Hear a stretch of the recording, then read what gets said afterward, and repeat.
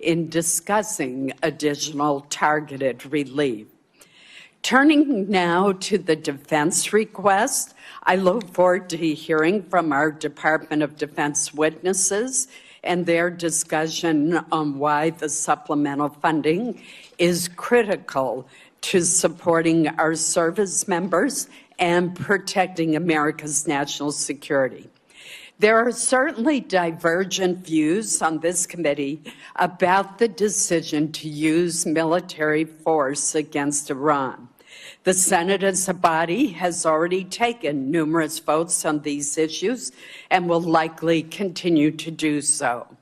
But irrespective of our differing views about the military operations, the fact remains that there are must-pay bills and urgent requirements facing the department that affect the ability of our troops to be well-trained and more broadly of the U.S. military to deter and defend against potential aggressors worldwide.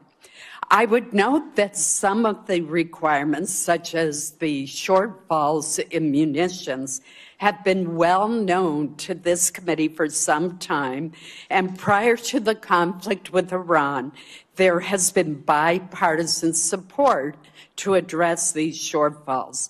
While these munitions shortfalls have been years in the making, they are growing increasingly urgent.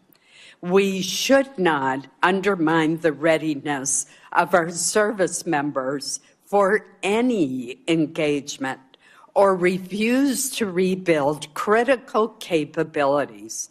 Our men and women in uniform do not decide where they are sent or the missions to which they are assigned. Congress has a responsibility to ensure that they have the tools, the training, and the support that they need to accomplish their missions. On the topic of our service members, I would be remiss if I did not note that since January of last year, the department has removed a number of senior generals and admirals from their positions, blocked or altered promotion lists across multiple services, and intervened in several senior assignments. A recent New York Times story reported that about 40 senior officers were removed from promotion lists, and more than 24 generals and admirals were fired or sidelined, including Admiral Lisa Franchetti, the first woman to lead the Navy. The Times further reports that more than half of those fired or removed have been female or Black, and that for the first time in more than a decade, no active duty female naval officers are likely to be promoted to admiral. I find this deeply troubling. These are men and women who volunteered to serve our country and swore an oath to support and defend our Constitution. Over the course of their careers, they have earned the support and the trust of their commanders and subordinates, led our men and women in uniform, and were selected through rigorous command and promotion boards. They have served under presidents and defense secretaries from both parties. Reports that women and people of color are disproportionately fired or sidelined create the impression that their service is not valued. This is likely to discourage well-qualified women and individuals of color from joining our armed forces, thus depriving us of their talent, dedication, and patriotism. The United States military is one of the greatest meritocracies in the free world. We need to make sure that it stays that way. I now recognize Vice President Murray for her opening statement. Thank you very much, Chair Collins, and thank you to all of our witnesses who are here today. I first, too, do want to acknowledge the loss of one of our colleagues on this dais. Like so many, I was very shocked and saddened to learn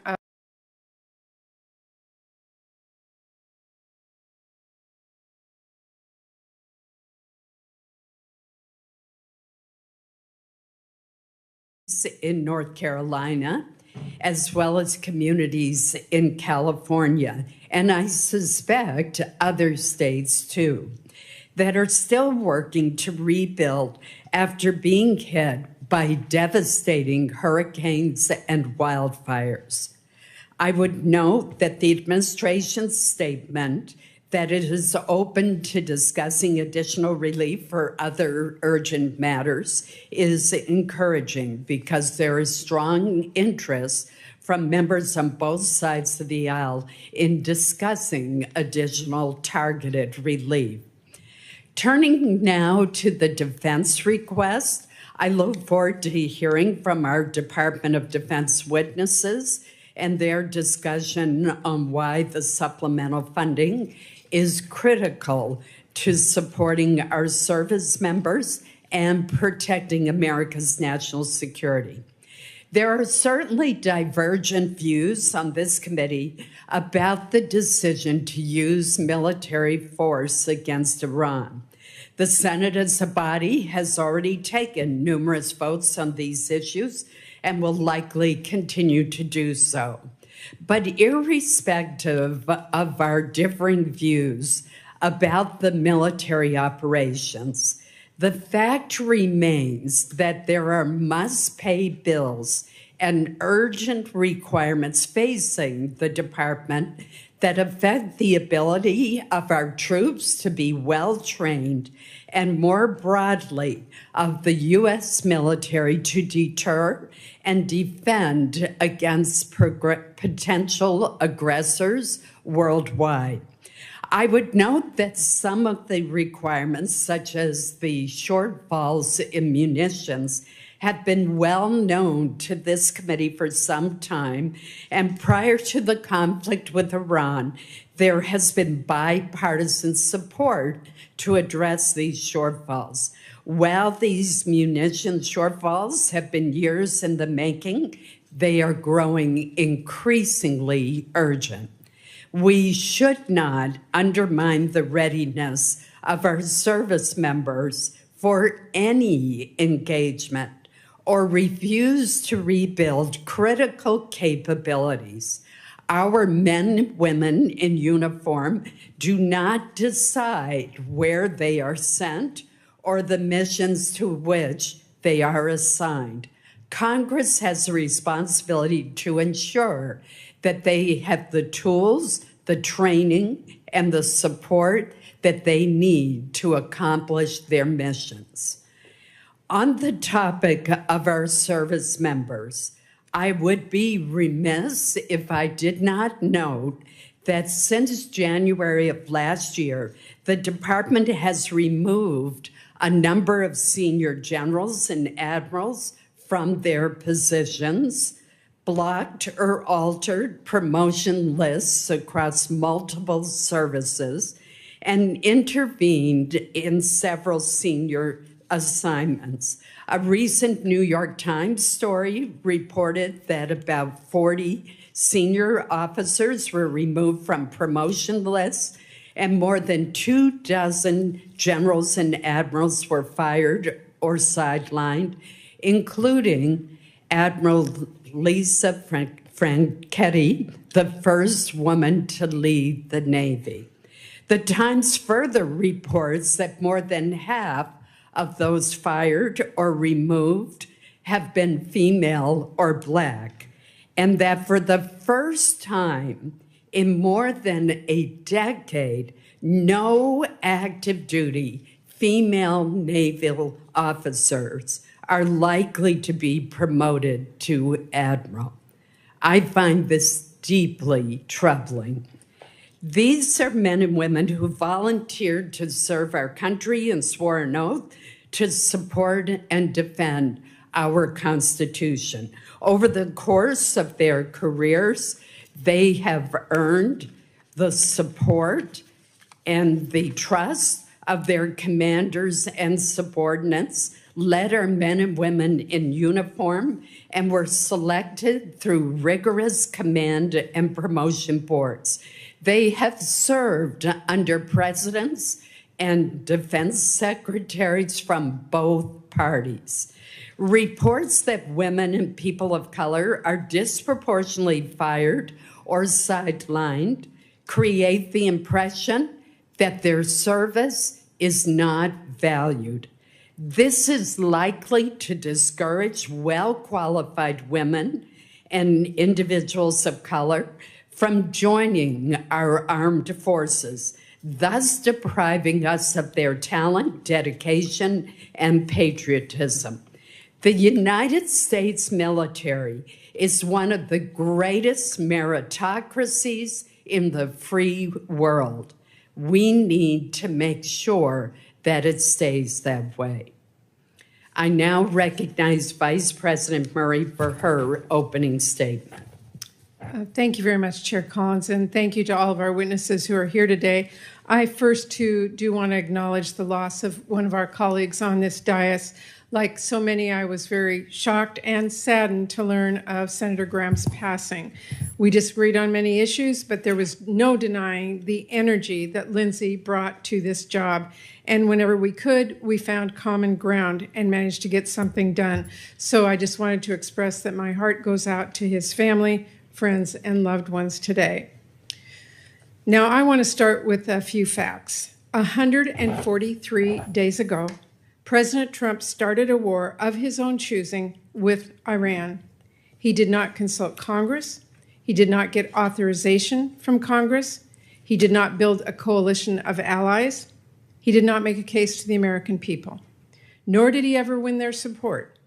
2/3 of Americans opposed the war, and the president's decision had catastrophic costs. 17 American service members have now died. And that includes 3 who tragically lost their lives over the last few days, and another is still missing. Several hundred more have been injured, including nearly 100 who've been hurt just in the last few weeks. We owe all of them and their families a debt of gratitude that we can never repay. Thousands of civilians have also been killed, and this administration will not tell the public or Congress the true financial costs of this war. But we know it is very well into the tens of billions of dollars. Tax dollars we could have spent helping people afford health care or building new housing have now been lit on fire by a president who blundered us into a disastrous war. And the cost to families' bank accounts are staggering. Economic growth has slowed to a crawl. Inflation has shot up about 50% since this war began.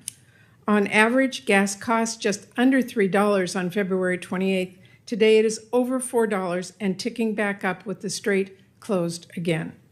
Americans have now paid more than $70 billion more on gas since this war began. That is over $550 more per household. Fertilizer costs skyrocketed in the middle of spring planting, crushing farmers operating on extremely thin margins and costing families more on just about everything they buy at the grocery store. The costs of this war have been astronomical. And what has it been for? What has actually been achieved? We hear a different rationale for this war every few days. It was about preempting imminent threats, which we now know did not exist. It was about regime change, then liberating the Iranian people. It was about destroying Iran's nuclear program and its navy. And at one point, it was about taking out its ballistic missiles until the president decided that actually, and I quote, "it's a little bit unfair for them not to have some." Trump has even suggested the war is about taking Iran's oil to, quote, "make a fortune." And now the United States' primary strategic objective seems to be to actually just reopen the Strait of Hormuz, which of course was fully open toll-free, before this war began. President Trump has, by any objective measure, failed to achieve his goals. Our country is no safer or better off than before the war. In fact, we are considerably less safe. Our stockpiles have been depleted, and it will take years of production to fully replenish them, no matter how much money is thrown at this problem. Our global force posture is much weaker, and as assets have been moved now to the Middle East. And we are now much further away from a long-term solution to halt Iran's nuclear program than we were before Trump ripped up the deal that President Obama negotiated, which secured actual, measurable commitments and progress without ever starting a costly war. In fact, there are new reports that Iran may have moved nuclear assets into a mountain bunker, which raises concerns about whether Iran might restart its program. It used to be a pretty somber and serious thing, a president taking America to war and costing lives and taxpayer dollars. But this president has been downright flippant. The people I represent worry Trump thinks this is all a game and has sent men and women into harm's way without any sort of plan. And now that he's driven that car into the ditch, he wants taxpayers to bail him out. As the daughter of a World War II veteran and a Purple Heart recipient, the way this White House has blissfully operated with no plan for success is disrespectful to our men and women in uniform. These are patriots. They are highly trained and have sacrificed tremendously to keep us safe. They shouldn't be forced to put a show on for the president's birthday parade, or do the job of Border Patrol agents, or risk their lives in a disastrous war that the president clearly failed to think through. And as a U.S. Senator, this administration's refusal to explain what it is doing or how this war is protecting Americans, its refusal to seek authorization from Congress, and its expectation that Americans will now just pay for it all without any explanation or transparency is disrespectful. And it's insulting to the people back home that all of us represent. So here we are, 5 months later. The strait is closed. The ceasefire hasn't just disintegrated. This war is now spiraling out of control again. The president is threatening escalation and war crimes and suggesting this could be another forever war. He has told us over 40 times now that a deal is near and the war will be over soon. But now he is asking for $70 billion more, and for us to just trust him, it'll work out fine. Look, I've been very clear. My Democratic colleagues and I will do absolutely everything to ensure that we do take care of our service members and keep this country safe. Chairman Kaine, I hope you know that every Democrat on this committee deeply respects the sacrifices that you and our service members and their families are making. Everyone who signed up to serve our country deserves to be more than an afterthought in a war that the president decided to launch despite all the blinking red warnings. But my colleagues and I cannot and will not support rubber stamping a request to bankroll this war and whatever other misadventures Trump wants to get us into next. The American people want to see a quick and strategic end to this war, not $70 billion of their tax dollars sent to keep it going. And I want to make a few important points. First, the president's request is not even primarily a request to cover the costs of the Iran war. This request is chock full of asks to fund unrelated DoD priorities, which should be considered through our annual appropriations process, not in an emergency supplemental. And that includes almost $1 billion for Southcom, nearly $1 billion to keep deploying the National Guard here in D.C., and more than $1 billion for the southern border. Secondly, President Trump is making this request as the Pentagon has a record-breaking $1 trillion total budget for FY26, including over $75 billion it has in unspent money from Republicans' big ugly bill. Understand you may have mismanaged your budget, Secretary Hegseth, but you have to do your due diligence to fix the cash flow problems you've caused before asking taxpayers for more.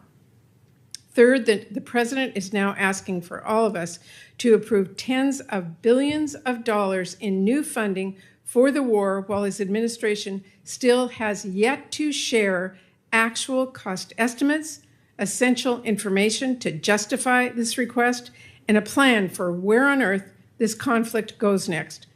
This administration is either hiding the truth from Congress and the American people, or if you take at face value what they've said in the few briefings that we've had, they have no idea what is going on and no plan to right the ship, neither of which is acceptable. Now, Trump is also asking Congress for over $10 billion to help struggling American farmers who have been crushed first by the tariffs and then by this war, which has shot fertilizer and diesel costs through the roof. I'm digging into that request, but let me be clear. As we're looking at what farmers might need to weather Trump's storm, we must also help families put food on the table.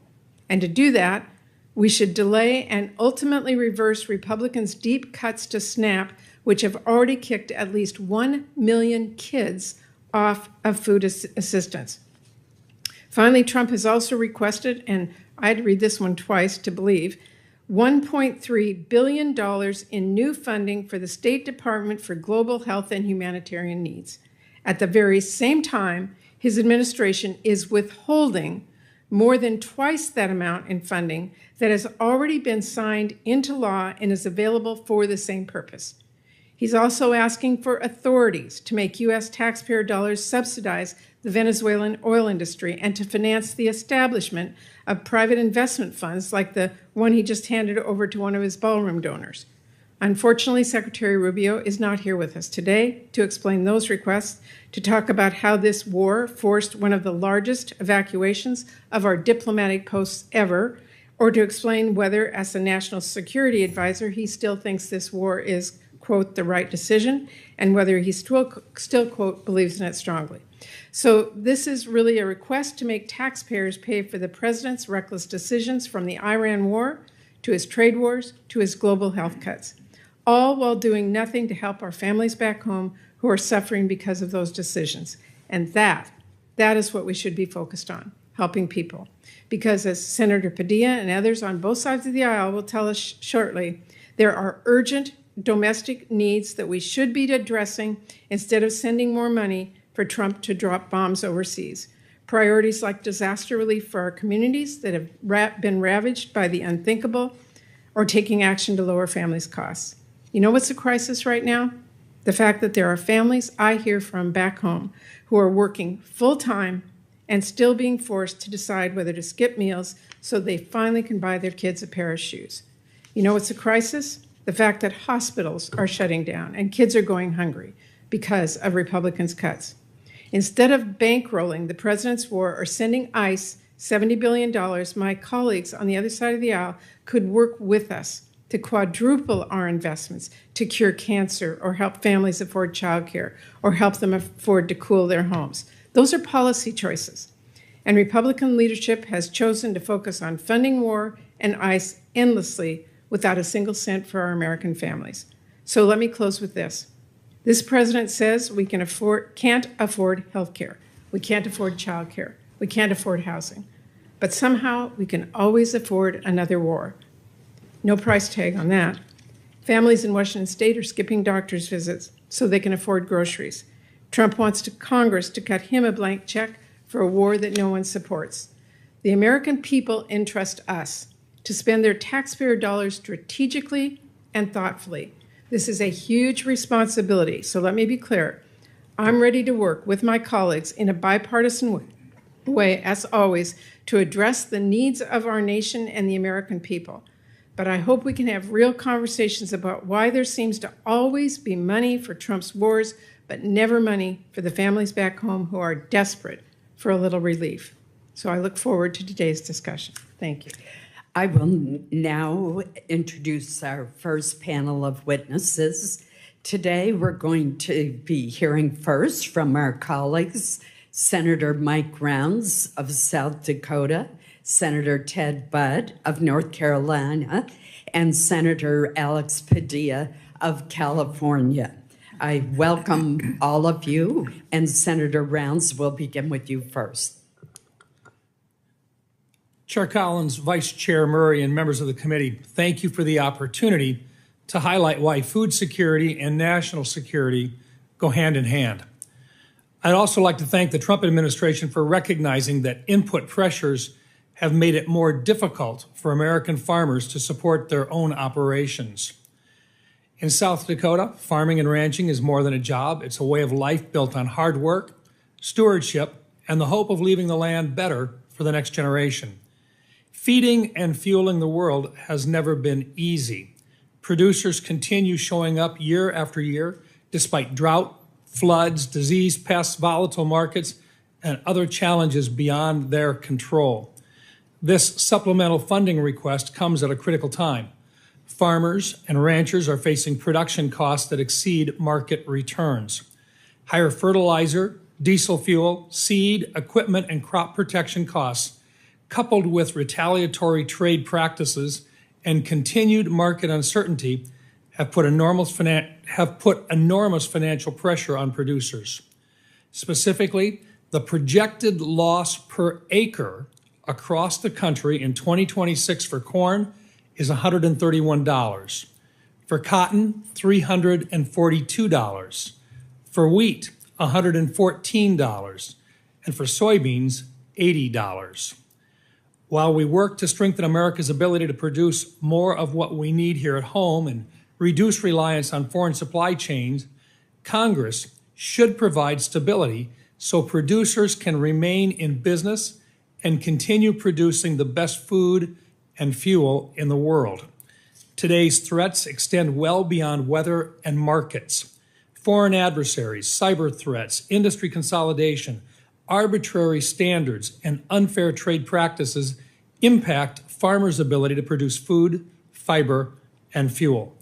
Food security, energy security, and national security are connected. We also have an opportunity to strengthen both agriculture and energy security by permanently authorizing voluntary access to nationwide year-round sales of E15.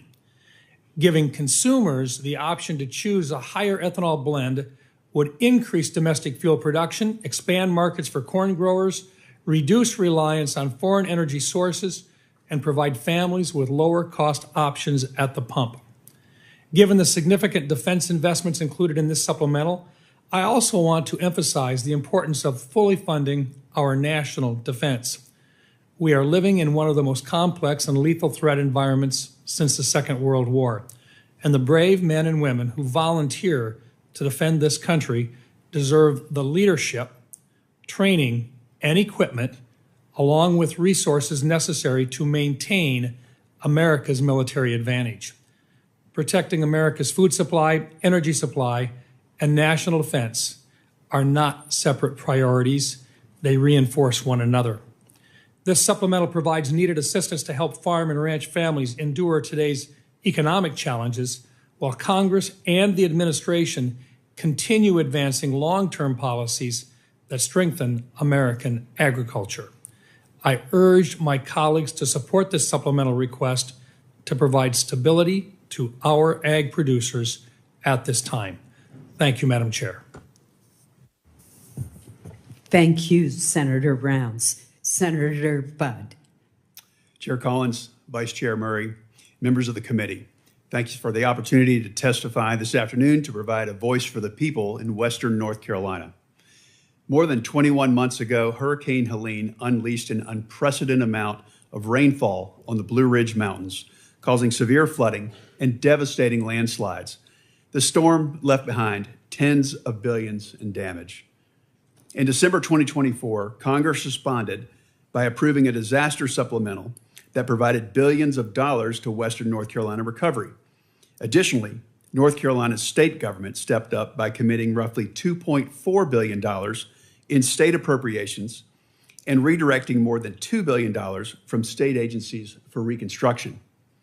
But the Blue Ridge Mountains' challenging terrain has made it uniquely difficult for federal programs to operate, resulting in delays and inefficiencies. And there's still work to be done.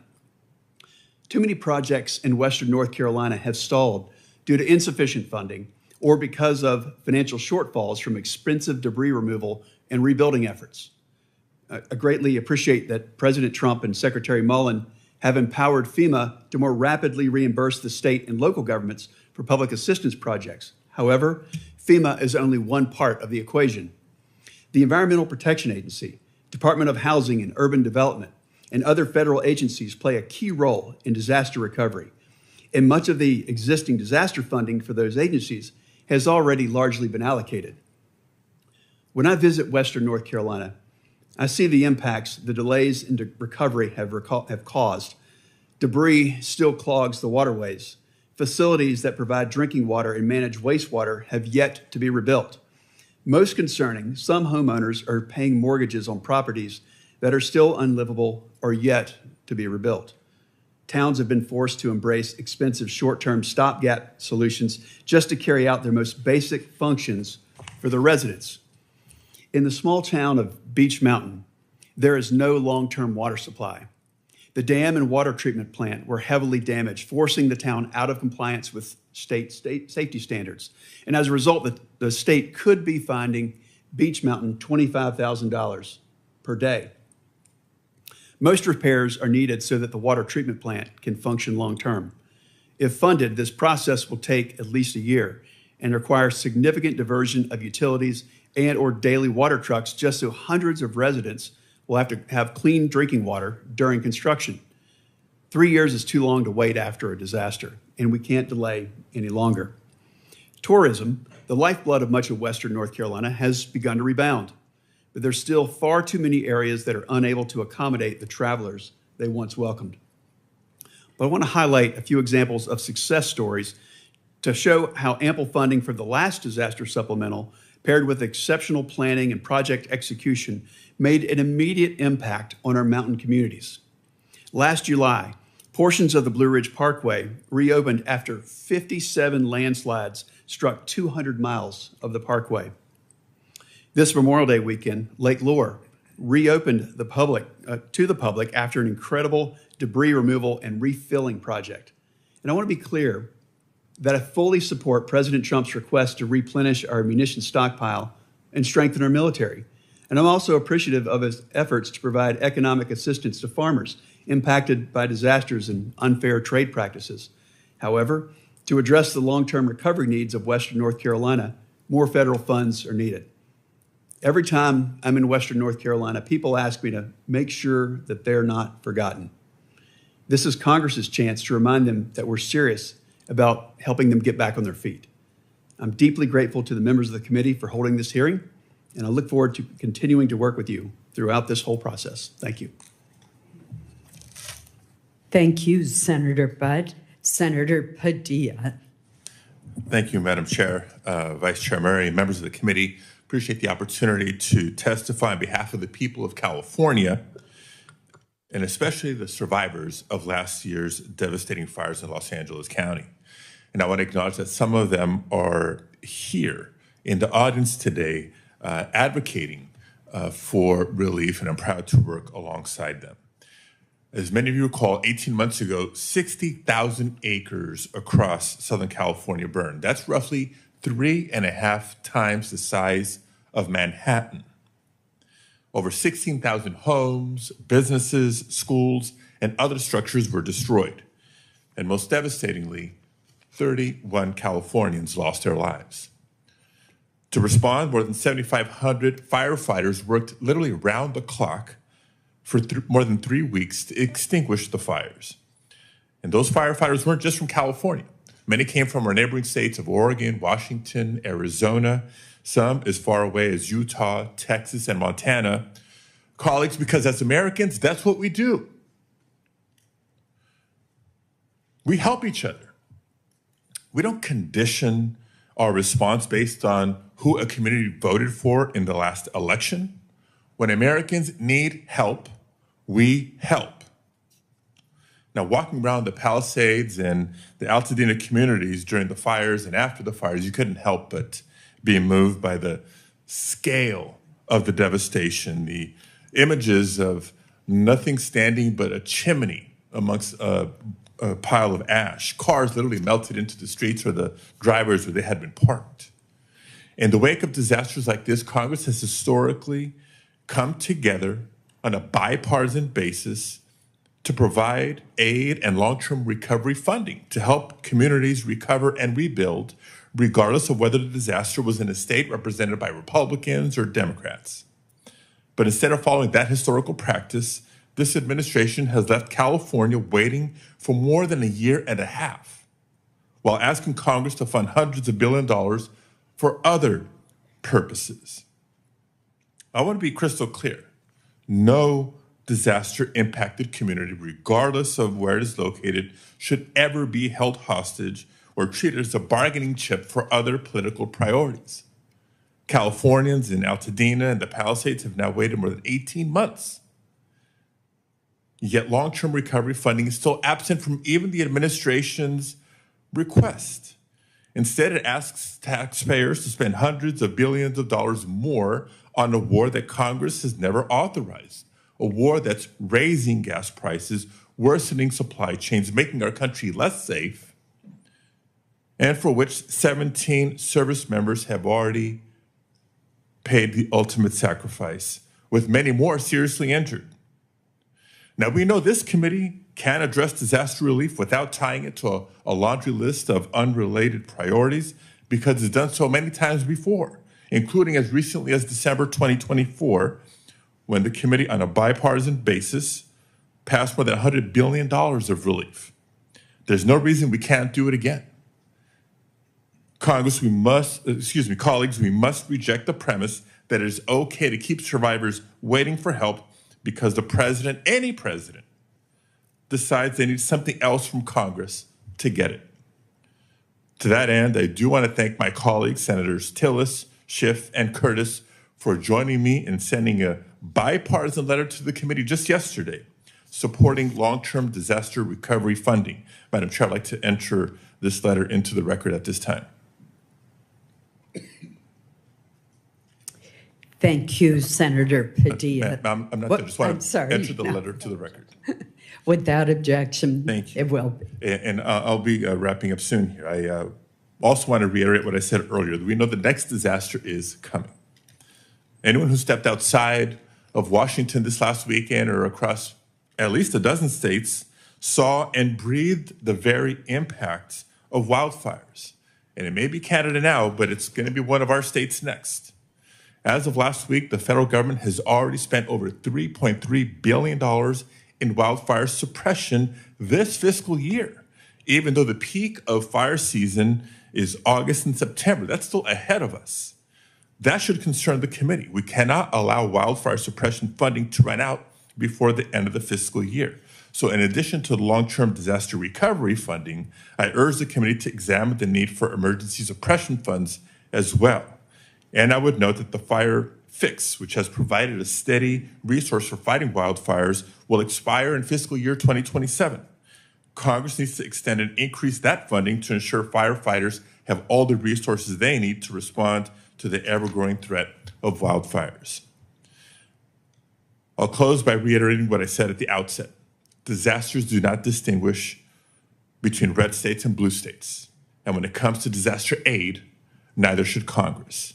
So thank you again for holding this hearing and allowing me to be a voice for my constituents and for disaster survivors across the country. I look forward to working with this committee to ensure that everyone has the resources and support that they need to recover and rebuild, regardless of which state they call home. Thank you very much. I appreciate the testimony of the entire panel as we consider the supplemental submitted by the administration. Your testimony is very helpful to us. Thank you. I will now ask that our second panel of witnesses come forward.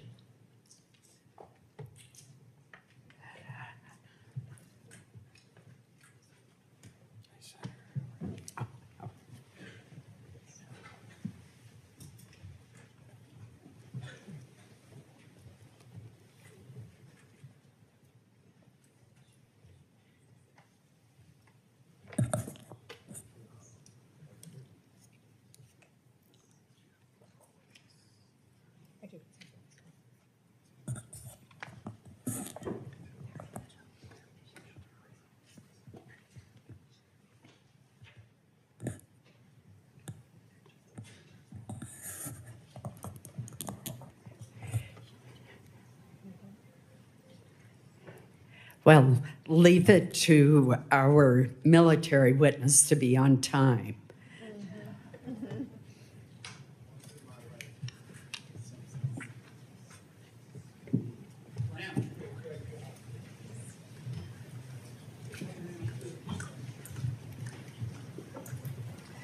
While we are waiting for our second panel to be seated, let me introduce them.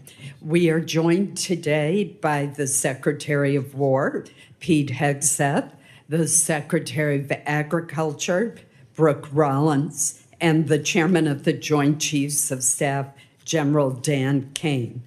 These administration officials represent the largest components of the administration's request, and we welcome them to the committee today. Secretary Hegseth, we will begin with your testimony. Please proceed. Well, Chair Collins, Vice Chair Murray, members of the Senate Committee on Appropriations, thank you for the opportunity to testify on President Trump's supplemental funding request for the Department of War. As you know, we live in a dangerous world that requires bold and swift action. Hence, this supplemental request for fiscal year 2026.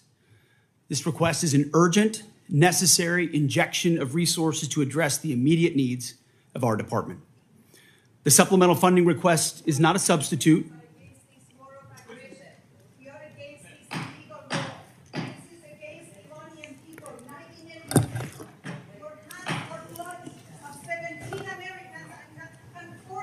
The witness will suspend until order is restored in the committee room. I know that individuals feel very passionately, but we must have order in the hearing room so that we can proceed. We're now going to move forward with our hearing, and Secretary Hegseth, please proceed. Thank you. The supplemental funding request is not a substitute for the President's full $1.5 trillion base budget request. $1.5 trillion. Stop bombing our children in Iran and Palestine. This is illegal.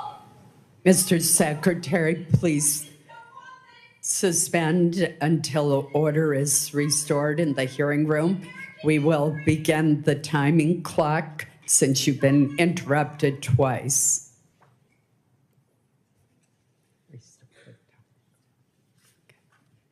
Thank you. Please proceed. $1.5 trillion is what the President seeks and what we need to defend the country. The members of this committee understand better than most that long-term strategic dominance cannot be funded through one-off supplementals. Veterans call for end to this war right now. We will have order in the hearing room.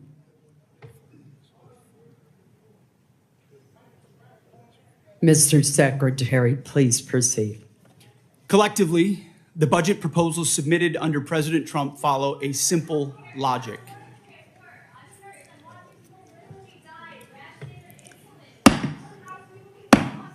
I would ask that the Capitol Police, whose professionalism I admire, remove those who are seeking to disrupt the hearing. Please proceed. President Trump's following a simple logic. The military requires a generational investment to deliver on peace through strength. We know the best way to create peace is to prepare for war, to deter it. And that's exactly what the Department of War is doing, building a force so capable that it would be absurd for anyone to challenge it.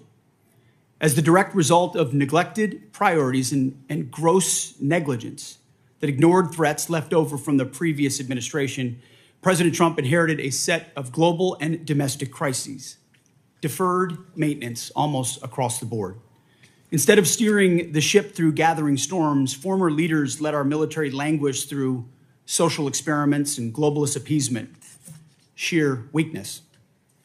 Under President Trump, we have built a different type of department.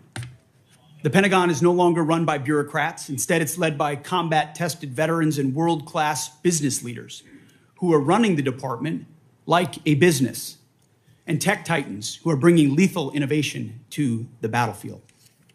We're also at a different moment, and we cannot afford inaction. If we don't make critical investments right now in tech, in compute, in AI, in autonomy, in space, our adversaries who are already making these types of investments could outpace us. Without these funds, we face critical shortfalls that threaten our ability to also simply pay our service members, rapidly replenish equipment and munitions, and sustain vital operations without disruption. This supplemental request serves two purposes: sustain our military readiness to meet this year's new demands, and accelerate critical capabilities to replace and augment those we have used in contingencies. But make no mistake, this is not a one-for-one replacement. We are upgrading and we are modernizing across the force. On the readiness front, we requested $21 billion.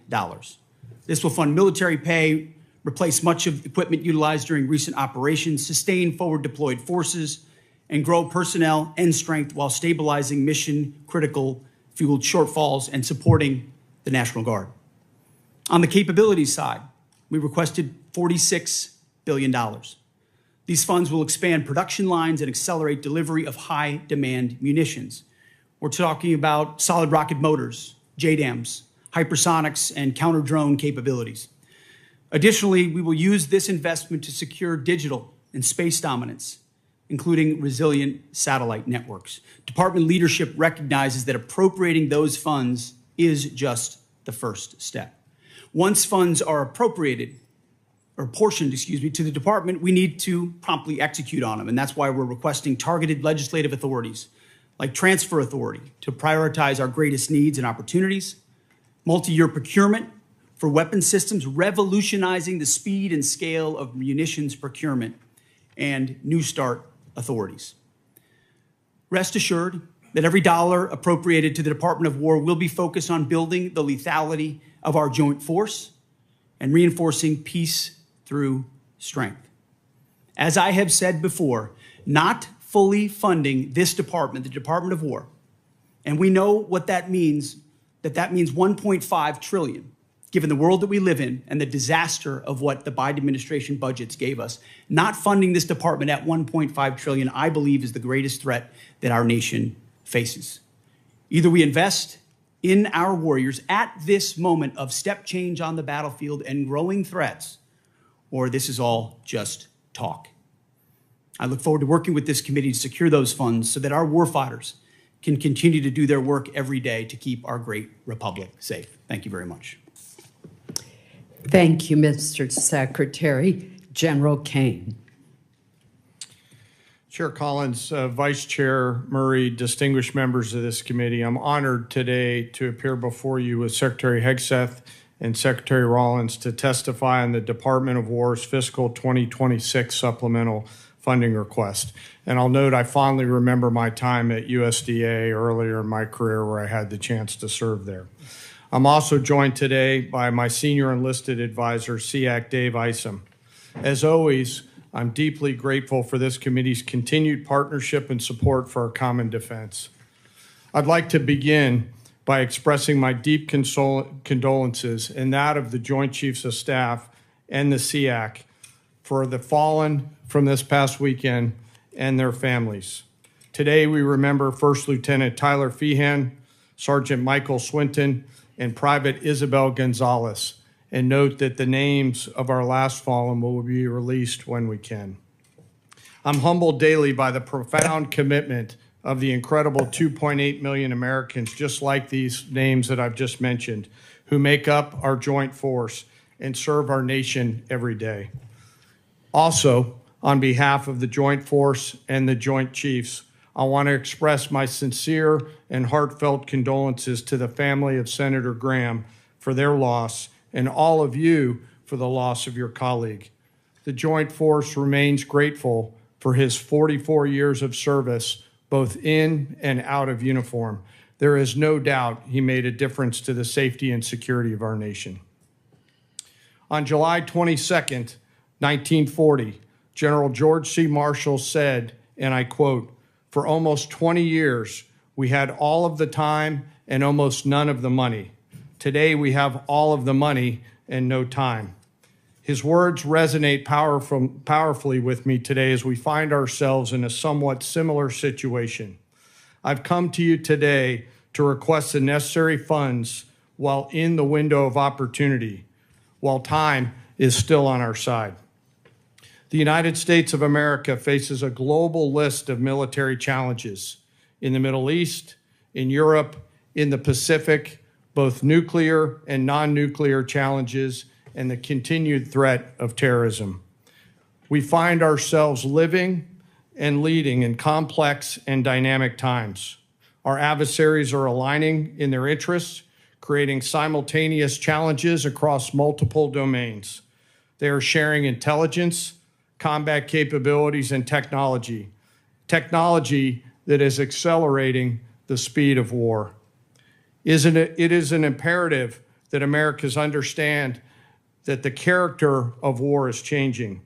Advances in technology are fundamentally and irreversibly changing the way we fight, which necessitates capital to properly arm America's military.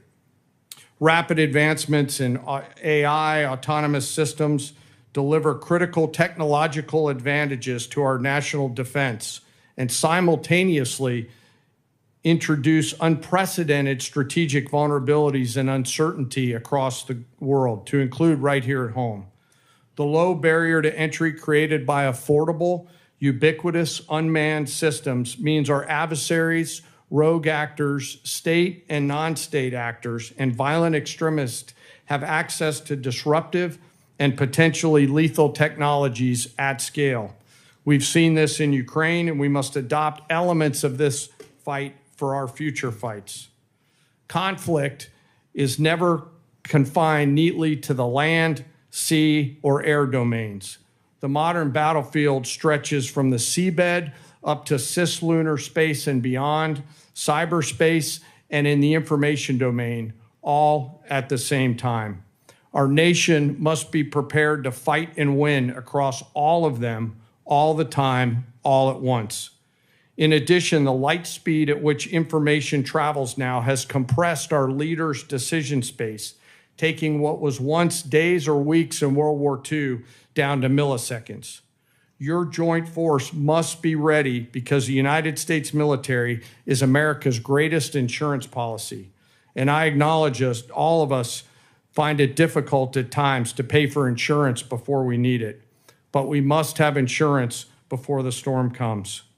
The Armed Forces of the United States of America serves as our nation's ultimate safeguard and our insurance policy to preserve, protect, and defend our national interests, security, and prosperity.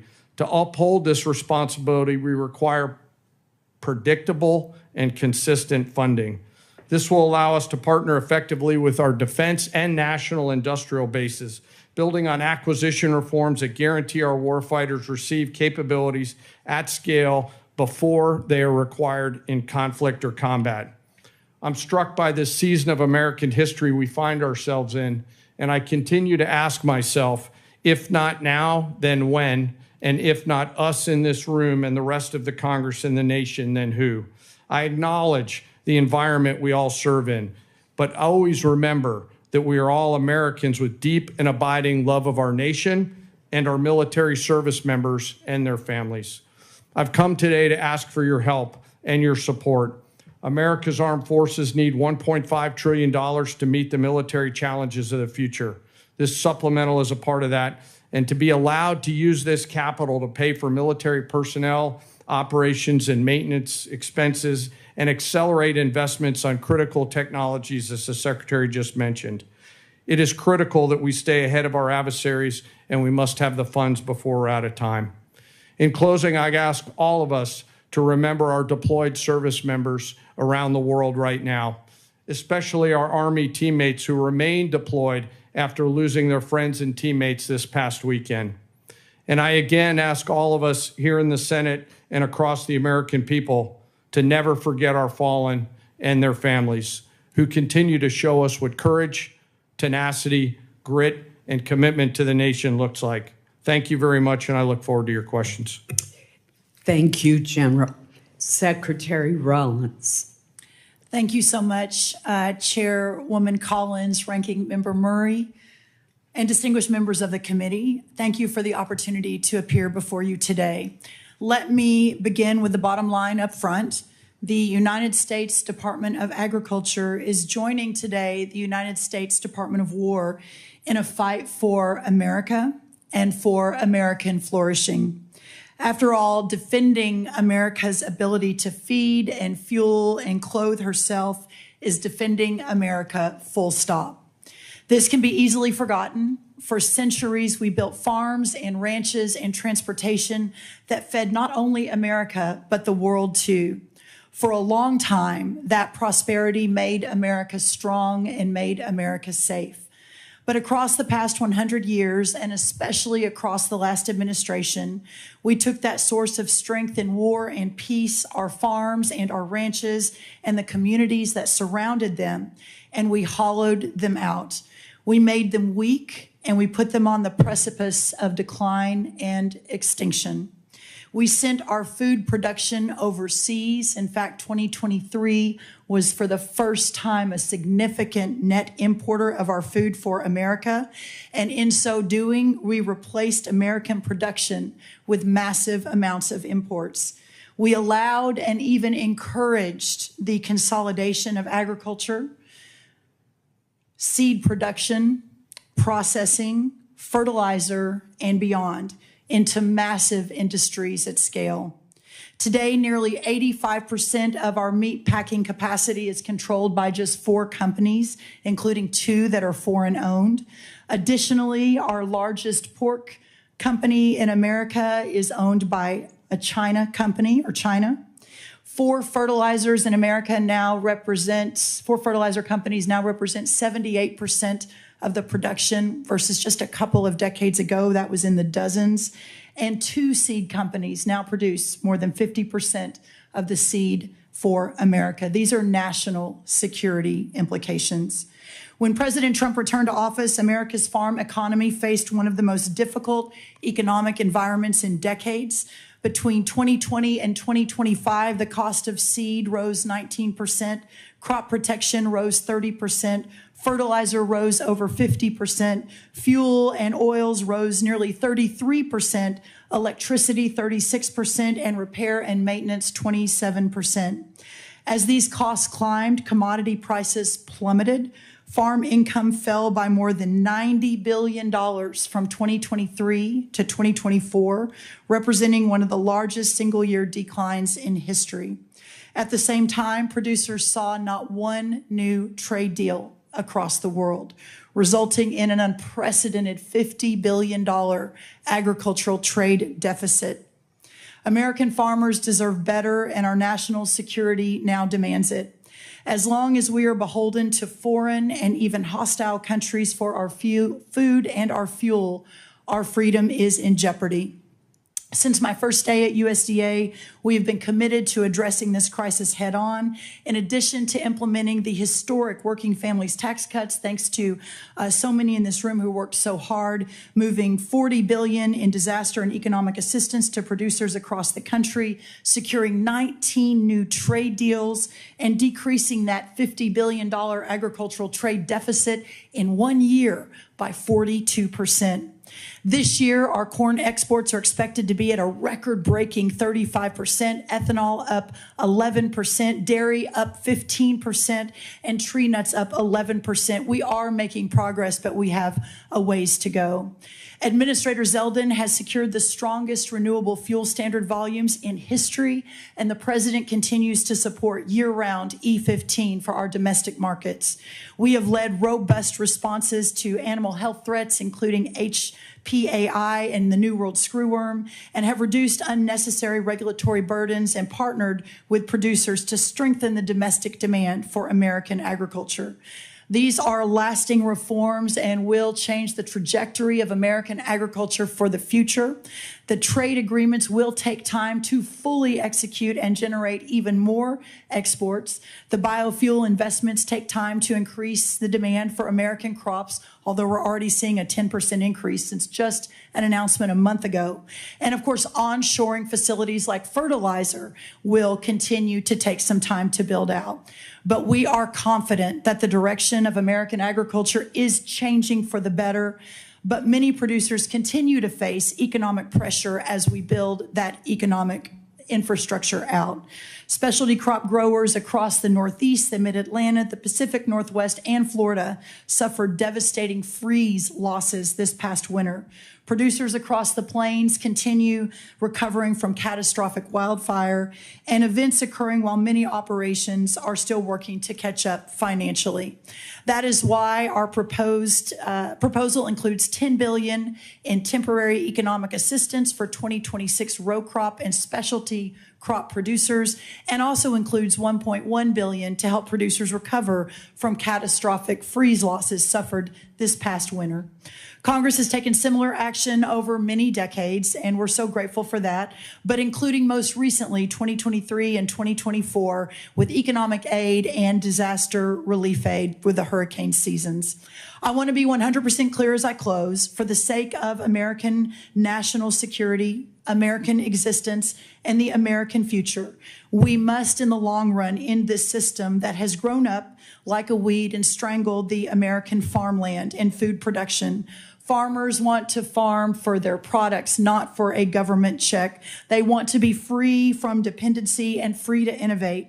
We know what happens when they are able to do that. They build and feed the greatest republic in the history of man. But when they aren't, well, we know the danger that we are in today. But that's why this supplemental is so important. It provides a bridge and extends a hand to Americans who need it. It buys the nation the security that we need, and it buys us time to deconstruct and then reconstruct a new system, putting our farmers and ranchers first, and to restore the system that originally made America great. For our farmers, the defense of American freedom continues. They only ask to be free to fight. Thank you so much. Thank you for your testimony. We will now begin with questions for our witnesses. As you can see, we have a very full attendance of committee members today, so I would ask that all of our colleagues to please keep track of the clock and stay within the allotted 5-minute question time. With that, let me begin. Secretary Hegseth, General Kane. Members on both sides of the aisle have questions about the authorization strategy, objectives, and conduct of operations in the Middle East. Regardless of our differing views, the fact remains that there are must-pay bills and urgent requirements facing the department that affect the ability of our military to deter and defend against potential aggression worldwide. Portions of the supplemental request go toward paying these bills and are necessary to restore readiness, repair, or replace battle damage to aircraft, ships, or bases, and address urgent munitions challenges. I understand and am told that some military services face near-term solvency challenges. What will be the impact on our troops if additional funding is not provided? Are there military exercises, for example, that are at risk of cancellation? What message would we be sending to the world? Secretary Hegseth, either you or Senator or General Kane. Chairwoman, I very much appreciate that question, and it's because it's connected to the real world realities of this budget cycle. There is training right now and training in the future that would have to be curtailed if we do not get our budget needs met and met urgently. And yes, some of that has to do with the current budget cycle and how things come together. But we are a department that for 4 years met funding shortfalls under the previous administration. It was not a priority to fund the Department of Defense under Joe Biden.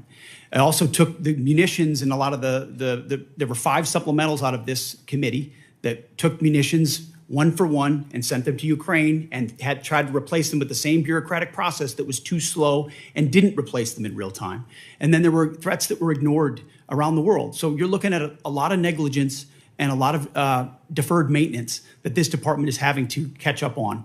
And so that's why I call this a generational investment. It truly is. This is $1.5 trillion budget with this supplemental being part of it is how we catch up and get ahead and ensure in the process we're putting soldiers and sailors and airmen first, Marines first, Guardians, that their pay increases, that the end strength increases that have gone up because recruiting is at historic levels are fully funded. So rather than trying to play catch up and make sure we're not losing training, we should be ahead of that curve. And that's where we think 1.5 trillion can get us. Thank you. Senator Kane, I keep calling you Senator General Kane, I'm going to ask you to respond for the record because in my remaining time, I do want to ask Secretary Rollins a question. Secretary Rollins, as we heard from the previous panel, our country has many outstanding recovery needs from disasters and other weather-related events over the past 2 years. As this chart shows, and this is a chart from your department, many have unmet weather-related agricultural losses. In Maine, many of our producers are struggling amid a combination of market volatility and disaster conditions last year, which included excessive rainfall in the spring, followed by a severe drought. They need relief. Yet the administration's supplemental request does not include funding to address these recovery needs. It does have $1.1 billion to help Florida agricultural producers rebound from a severe freeze this past winter, but nothing for prior disasters in other states. Can you explain USDA's thinking behind focusing your request just on the 2026 freeze rather than on the 2025 disaster declarations that you made? Yes, Senator, thank you for that question. Obviously, the discussions that went on over at OMB and with our teams continue, but what I will say is we are obviously 100% in support of any sort of disaster relief program for our farmers, whether it's hurricane, tornado, drought, freeze, et cetera. So look forward to working with you on that and specifically understanding the larger context here that there's a lot of farmers, a lot of producers who are really hurting, not just in Florida and not just from the freeze. So it's important that we work together to solve for that. Thank you. Senator Murray. Thank you, Chair Collins. Secretary Hegseth, your department received $150 billion last year in the Republicans' Big Beautiful Bill. It also received a record $839 billion for fiscal year 2026, more money than you asked for last year. Combined, that is a $1 trillion budget for the year. And as I already mentioned, your department has yet to spend half of the reconciliation funds. And despite that, you are here today asking for tens of billions of dollars more for things that you've already asked for in your FY27 request or that have nothing to do with Iran. This administration has tried to sell this as an emergency request, but it may be better understood as an attempt to skirt the normal appropriations process. Here are just a few of the things requested in this Iran supplemental. $800 million for the National Guard to patrol D.C. even longer. Over $1 billion for the Army to patrol the southern border, which is DHS's job. $900 million to support the administration's illegal boat strikes in the Caribbean. Over $18 billion for munitions, which you've already requested in your FY27 budget request. And $1.7 billion to pay for your decision to recruit more people than the services need, which was not contemplated by the FY26 funding bill Congress recently passed. Now, you've already submitted a reprogramming request on this that our subcommittee is considering now, which really underscores the point I made in my opening remarks that the problem's not a lack of money, but poor planning. So I'll be blunt. The truth is your request does not make a lot of sense. So let me ask you a simple question. Why exactly are billions of dollars more for the National Guard and this administration's illegal strikes in the Caribbean urgently needed for the Iran war? Well, Senator, I wouldn't, of course, agree with your characterization, but why this kind of spending is needed is because of the gross negligence and neglect of the Biden administration inside our department. Ran it like a bureaucracy, abandoned our strength posture around the world, so we're having to reestablish deterrence. You mentioned the end strength numbers, and I will acknowledge that we are ahead of schedule on end strength in recruiting. 8,000 in the Navy, 6,000 in the Army, 4,000 in the Air Force. Because under President Trump, there's been record and historic over 30-year recruiting records inside our department since he won the election, because the American people didn't want to sign up for what Joe Biden was providing our military. Let me and they want to sign up for what President Trump is doing in his leadership. And so those are good problems to have that we need to fund, and a reflection of momentum. And this budget will allow us to continue the kind of momentum that gets us ahead. My point is that a lot of this request does not feel like an emergency. And let me move on. Secretary Hegseth, like most Americans, I've had a lot of trouble following this administration's contradictory statements about the war. On April 8th, you said, and I quote, "Their missile program is functionally destroyed, launchers, production facilities, and existing stockpiles depleted and decimated and almost completely ineffective." Mr. Secretary, Iran has been firing at U.S. military bases in the region and its ships for the last week. How is it possible, if their capabilities were, quote, functionally destroyed 3 months earlier, as she claimed, for them to be doing this now? Well, Senator, Iran is at the weakest point militarily it has ever been in the past decade. Certainly, maybe in 47 years, as they've gathered effectively a terror army. And that terror army was built to try to create conventional capabilities to defend against a pursuit of nuclear weapons, which meant thousands of ballistic missiles, many of which we have destroyed, others of which they have put inside facilities and hidden in underground facilities. And that's what terror regimes would do. So I acknowledge they still have capabilities, no doubt. But the amount of damage that we've done to them over the course of these series of operations has put them in the worst place they've ever been. Okay, well, let me move on. On May 5th, you claimed that Iran doesn't control the strait, and you said that there was a, quote, powerful red, white, and blue dome over the strait. If that was true, how did Iran shrink ship traffic in the strait to a trickle again last week?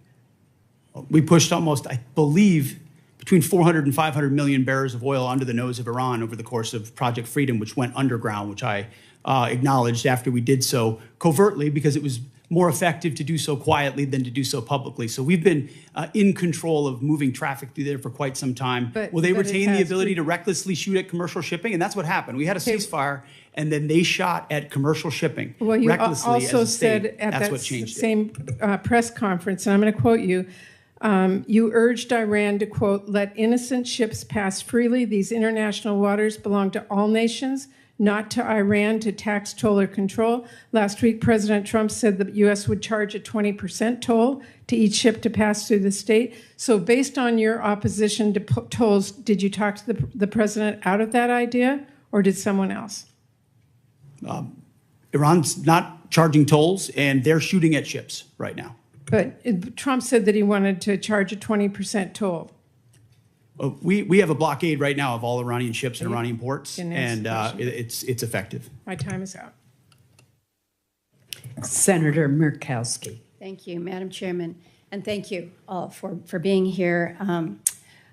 Challenging times, I think we all recognize that. Secretary Hegseth, I want to ask, just specific to Iran authorization, the administration has made the case that the action in Iran falls under the president's Article 2 authorities, and we can have disagreement. Reasonable people can disagree about the boundaries of the presidential war powers, and have for a long period of time. But I look at the War Powers Resolution, and it's not ambiguous. It requires the president to terminate hostilities within 60 days, absent congressional authorization.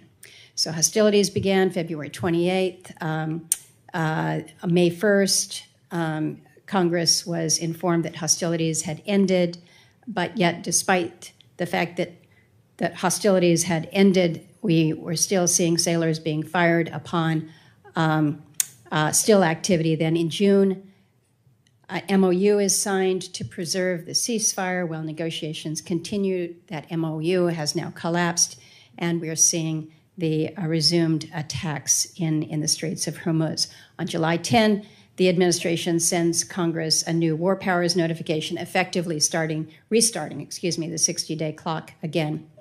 So I'm concerned about this sequence because you have a situation where the claim essentially allows the president to extinguish the war powers clock just at the moment that it becomes legally inconvenient through declaration of temporary ceasefire. Then it's reset, avoiding the congressional authorization that the Constitution requires and the war powers intends. So we had an opportunity in previous appropriations hearing for me to ask if you felt the administration had all the authority that it needed. You indicated at that time that no, additional authority was not needed. Are you still, is the administration still taking that position about needing no authorization from Congress at this time?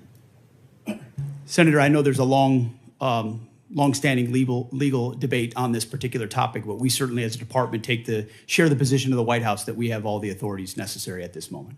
So let me just kind of do a follow-on.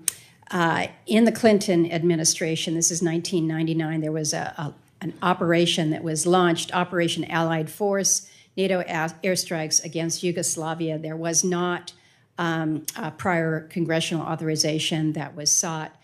President Clinton notified Congress under the War Powers Resolution and then subsequent to that, sent Congress an emergency supplemental funding request. It was about $6 billion to cover the cost of Kosovo operations. Congress then passed a supplemental package that covered the president's request plus additional military funding. But Congress never passed a standalone authorization for use of military force in Kosovo. When the war powers clock was set to run out then in May of 1999, the Clinton Justice Department's Office of Legal Counsel issued an opinion holding that the supplemental appropriation itself, passed without any authorizing language, satisfied the War Powers Resolution requirement. So is the department looking to that or intending to rely on that same reasoning that funding alone can substitute for explicit congressional authorization? Senator, I would have to defer to our legal department, and we'll get back to you with our views on that. But as of right now, we think standalone Article 2 authorities exist for us to conduct this operation on behalf of the defense of the American people, that the president has those authorities, and seeking this funding is important in pursuit of that and our $1.5 trillion budget. But I wouldn't connect the two without consulting with our legal folks first. In my remaining time, let me turn to you, Secretary Rollins. I appreciate that you have acknowledged that fishermen are farmers of the sea. I don't know whether you are aware whether any fishermen will be eligible for any of the supplemental funding. They too have faced many of the same challenges that our farmers have with high fuel costs, the impact from tariffs, disasters that we have seen. In the 15 seconds remaining, any help for our fishermen? Well, I remember having the conversation with you when we were going through the process, and my commitment to you and to Senator Collins and some of our others on across the aisle was that it's time for USDA to recognize our fishermen as part of our farmers of the sea. That's never happened before. We now have an office at USDA focused on fishermen. And so I think as you all move forward with the supplemental, the conversation, and obviously up to you all what that looks like, but very supportive of treating our fishermen similarly to the rest of our farmers. Thank you. Thank you, Madam Chair. Thank you. Senator Durbin. Thanks, Madam Chair. Mr. Secretary, I'd like to ask you to help me reconcile some numbers. It's my understanding that this whole supplemental funding request is $87.6 billion, and most of the funding, $67 billion, is for the Department of Defense. Yet we are told the Department of Defense still has $75 billion in unobligated funding from last year's reconciliation package. Is that true? Roughly correct numbers, yes. So you've left some change on the dresser before you prepared to come for this hearing. What's going to happen to that $75 billion? Well, that 75 there's plans and designs on that, part of the rebuild of our military, which had to be undertaken. And so the One Big Beautiful Bill gave us specific avenues. I'd have to get you the exact numbers of what that is left to be allocated. Does it have to do with the war in Iran? No, this is rebuilding our military from what was not funded in the past under the Biden administration. So this is from 2026, One Big Beautiful Bill, which helped move the president's priorities like Golden Dome for America, move away from all the woke priorities of what the Biden administration was pursuing, give us a chance to start cutting these deals on munitions, all the things that the president wanted us to focus on: shipbuilding, hypersonics. I mean, the Biden administration ignored hypersonics. They just decided to pretend like that technology didn't exist and we shouldn't invest in it. There are things. I don't know what Lloyd Austin did for 4 years. I really don't. Well, I'm sure the amount of neglect, the amount of stale thinking and bureaucracy, it was staggering when we took over. So One Big Beautiful Bill gave us a chance to get caught back up. Let me interrupt your speech for a minute, Mr. Secretary. It's my turn to ask questions. I've been listening patiently while you made your presentation. You estimated at one point that the cost of the war in Iran was $29 billion, but then added a caveat that there was a replacement of munitions, for example. Do you have a new estimate about what the war has cost us so far in the 5th month of the first year of this war in Iran? Senator, the estimate we have as of today is $37.5 billion. And is the current activity, which we've been told about, the exchange of fire back and forth in Iran, an indication that that number is going to go up in the months ahead? Some of that number captures additional O&M, mill pay, and other that would be anticipated through the fiscal year. So some of that anticipates what costs would be going out in the future as well. So the new number you've given me is what? $37.5 billion. And that represents the cost of the war through what period of time? Through now for certain aspects of it, but also mill pay, O&M, other anticipated costs through September 30th, Senator. General Kane, let me ask you a question. I joined a group of senators, some are here, Senator Rounds, Senator Coons, Senator Shaheen, and met with President Zelensky in Turkey during the NATO summit. He was very explicit in terms of what he needed to win. He feels the momentum in Ukraine is moving to his side, and that he is putting a foot forward instead of back. Is that your feeling? Sir, I think the pressure that Ukraine is putting on Russia is substantive at this point. Do you acknowledge his request that we help them with air defenses as a high priority?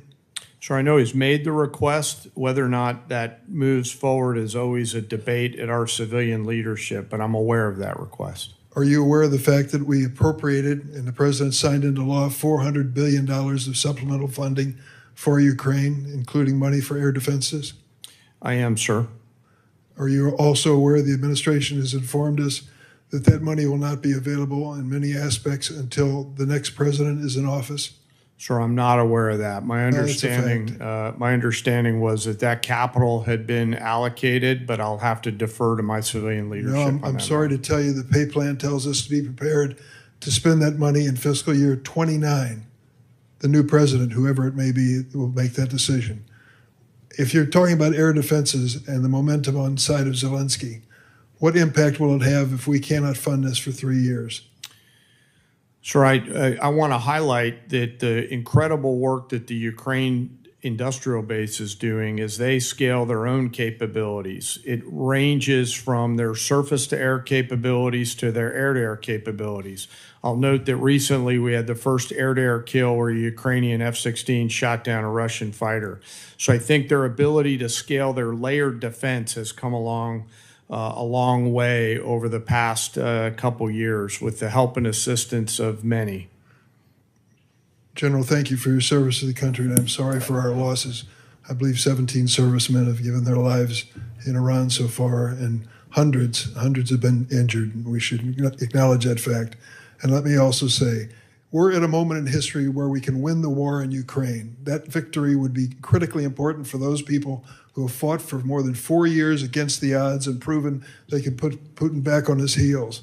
But instead of finding the money that they need now for air defenses, we're putting more money into this exchange with Iran, a war of choice which we never should have entered. Thank you, General. Senator Moran. Chairwoman Collins, thank you very much. Let me first begin with just a statement to you, Secretary Rollins. Thank you for your leadership. Thank you for your attention to disaster assistance. Hugely significant and important in many states represented here, but across the country.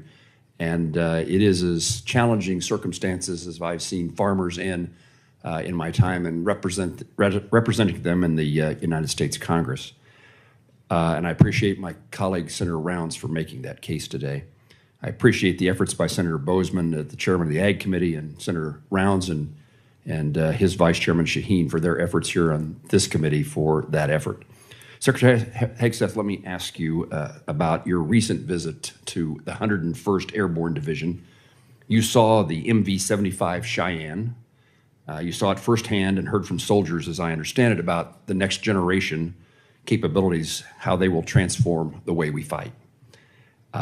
The Cheyenne has broken through, and it appears to me, in the acquisition bureaucracy to deliver a capability for our war fighting much faster than it otherwise would have happened. As you look across acquisition, I mean, we're here talking about appropriations, but the ultimate success we'll have in defending our country is putting that money to work as quickly as possible. So as you look at acquisition, what would you tell me we learned from the Cheyenne? Is it a model how the department it intends to field the next generation of capacity going forward? What does the program need from this committee to meet both the schedule and the necessity of its capabilities? Senator, I appreciate the question. I think it's one of the untold stories of our department is how we've tried to revolutionize the speed and scale of new acquisitions and procurement.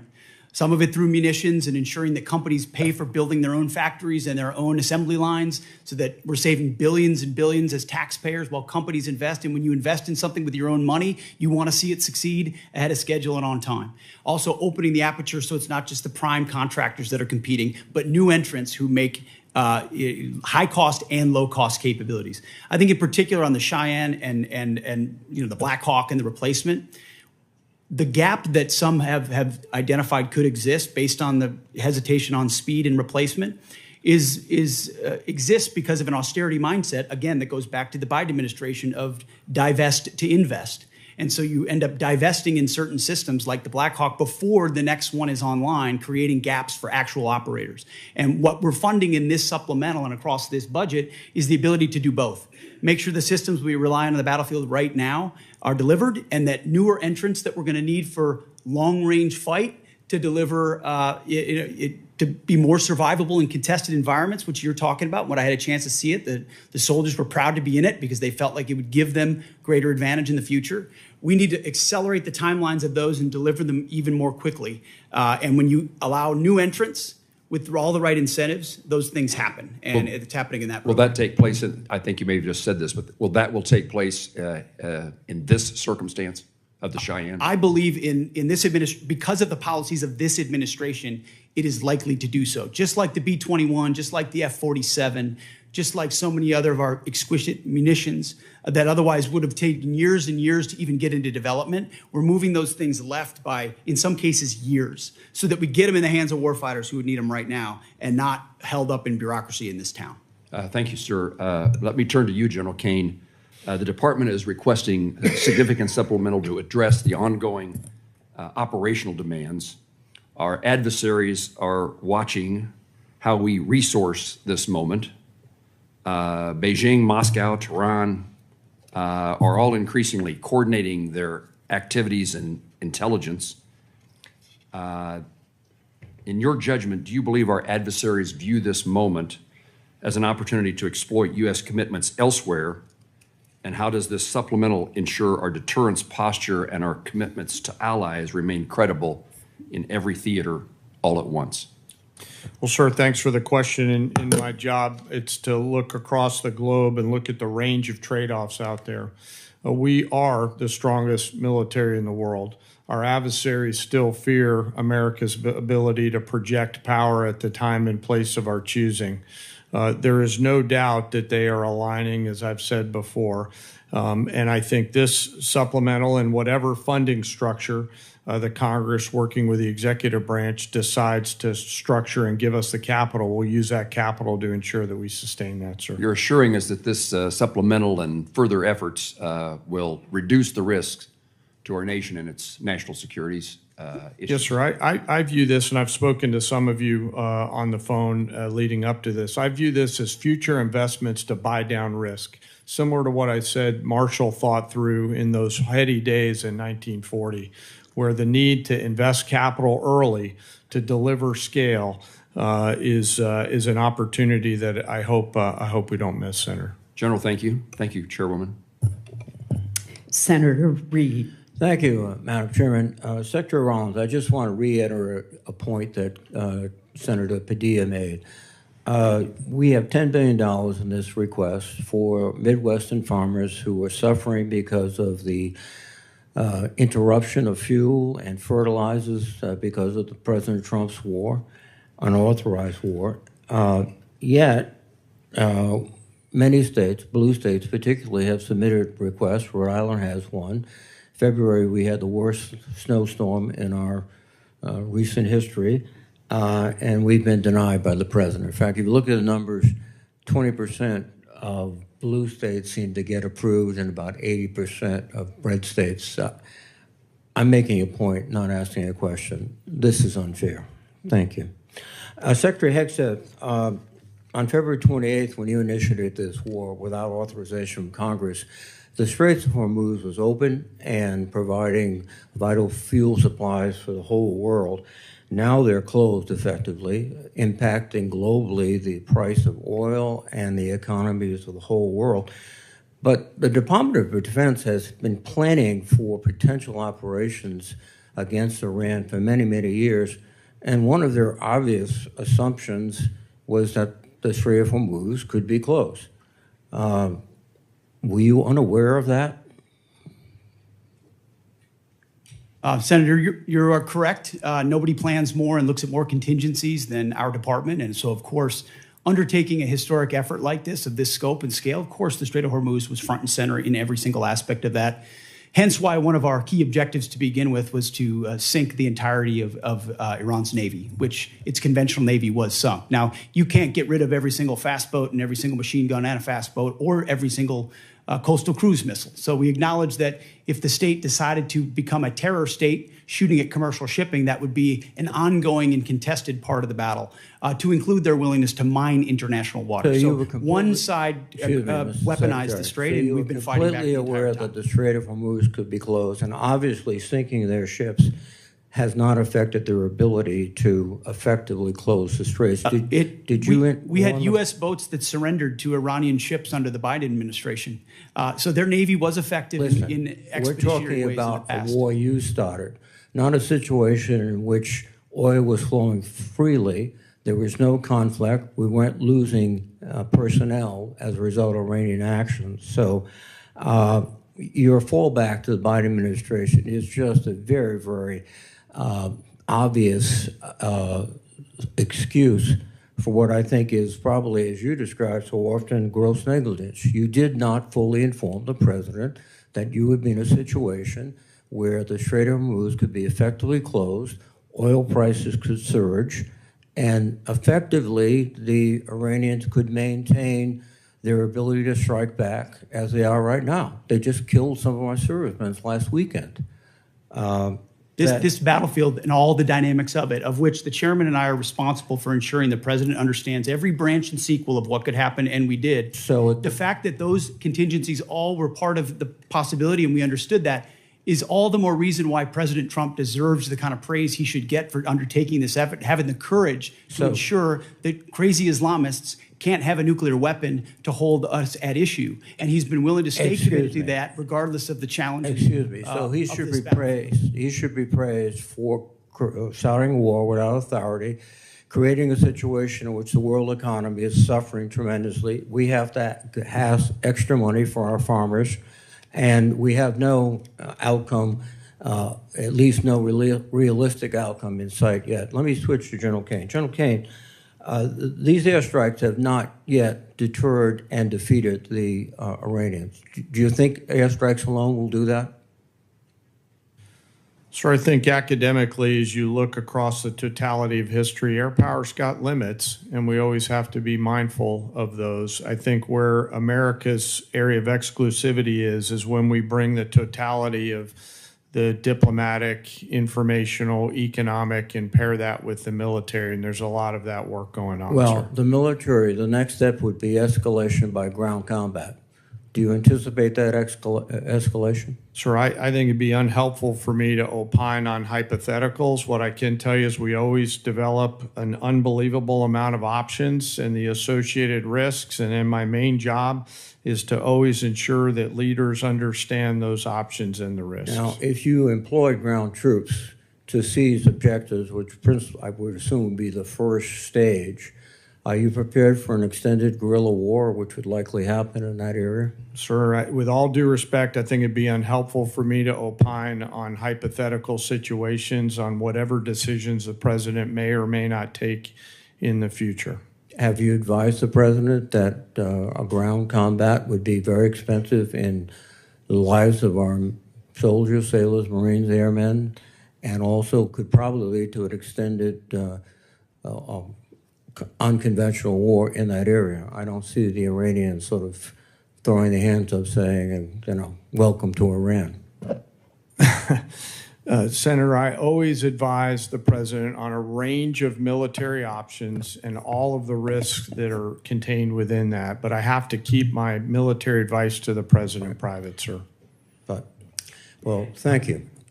Thank you, sir. Senator Hoeven. Thank you, Madam Chair. Secretary Rollins, I want to thank President Trump, and I want to thank you for including farm bridge assistance in this supplemental request. I know I've worked very hard to get it included. I know you have worked very hard to get it included, and I want to thank you and your whole department for your work on it and for this vital support of our farmers and ranchers. What I want to ask you about, though, is actually crop insurance. The number one risk management tool that our farmers have is crop insurance. And the buy-up option is critically important. It covers 67 million acres, 67 million acres of farmland in this country. It was decommissioned, and we need to get it reinstated. Again, you and I both worked very hard on this. Please update me on where we are in terms of getting that buy-up option for crop insurance reinstated. We are 100% supportive of that and are moving forward to execute that buy-up option. Thank you for your leadership on that, Senator. Thank you for your support. Also, Assistant Secretary Fortas for his support. It's very impactful, very important, and will make a big difference for our farmers right now. So thank you for that. Thank you. Secretary Hegseth, are Russia and China helping Iran? And if so, how? Well, Senator, as the chairman alluded to, there's definitely adversary alignment, attempts to do so, and there are many ways that we deter that, some of which are, and the depth and extent of it ought to remain classified, and it should, but there are ways in which both of those countries are limiting at different levels, enabling some of the things Iran is doing. Yes. General Kane, would you like to add? Sir, I'd rather not opine on the specifics because that would divulge what we know, and I never want the adversary to know what I know. I just want to know it. And hopefully we'll get a chance to do that in the sir. SCIF. Yes, sir. Happy to do that in the SCIF, sir. This relates both to the funding, but also, again, to how we achieve our objectives with Iran. Starting with you, Secretary, can we get to the point, and we're seeing continued, I think, improvement and progress on this, but essentially where we can work, and hopefully our allies they need to step in there with us, but where we get to the point where we can operate in the Strait of Hormuz, but keep Iran blockaded. We're continuing to get better at that, but that's how we keep, they'll never do anything that they say they're going to do. They've proven that over and over. We have to keep the pressure on. But if we can do that effectively, we keep the pressure on and achieve our objectives. Tell us where we are in getting that accomplished. Senator, I think that's a really good point. That's effectively what we did to create the pressure that led to the circumstances of the MOU, which was we're running a route where ships, and we did it covertly in cooperation with Gulf countries and others who were willing to take some of the risk with our protection, and then maintain the blockade. So effectively, oil's coming in and out, oil prices are coming down, but our blockade is staying and the pressure is mounting on Iran. That's something we have done and can continue to do. We moved into an MOU where Iran said we won't shoot at shipping. And then the IRGC turned around and decided to start shooting at commercial shipping again. At which point the president, as he should, cannot tolerate that. And so we respond, as he said 10 times, you shoot at ships, we're going to shoot at you overwhelmingly, which we have been doing now for, I believe it's a 10th consecutive evening. So consequences come with the willingness to shoot at commercial shipping. Our blockade has been reimposed and is effectively impenetrable. We got seized a ship inside the Arabian Gulf as well. So there's a lot of different angles to it, a lot of levers we can pull, and ultimately a lot of the strikes that Admiral Cooper and CENTCOM have been undertaking are taking Iran's ability to see and sense away in the Strait of Hormuz, which has tactical benefits for us. And that's what this funding is about. This funding is about making sure that we and our allies can operate in the Strait of Hormuz, which helps bring down energy prices for every single American consumer, and that we force Iran to meet our objectives. Isn't that what this package is all about? This is a peace through strength package. Right. That's what 1.5 trillion has always been about, a generational investment at as the chairman alluded to, a step change moment. We need to be able to do it at speed, at scale, with autonomy, with AI, with exquisite high cost and low cost, to be ahead and stay ahead so that you're not just able to do what we need to do in the Strait of Hormuz, but deter adversaries like Russia and China from getting involved in future contingencies. And just General Kane, for any follow-up that you would like on that issue. Sir, I wouldn't have anything to add. Okay. Again, thank you, and thank you to all of our men and women in uniform. We appreciate them so much. Senator Shaheen. Thank you, Madam Chair. Secretary Hegseth, since you last testified before this committee, we finally received the spend plan for the $400 million FY26 appropriation for Ukraine security assistance. This funding was passed back in January, and now there are only 3 months left in this fiscal year.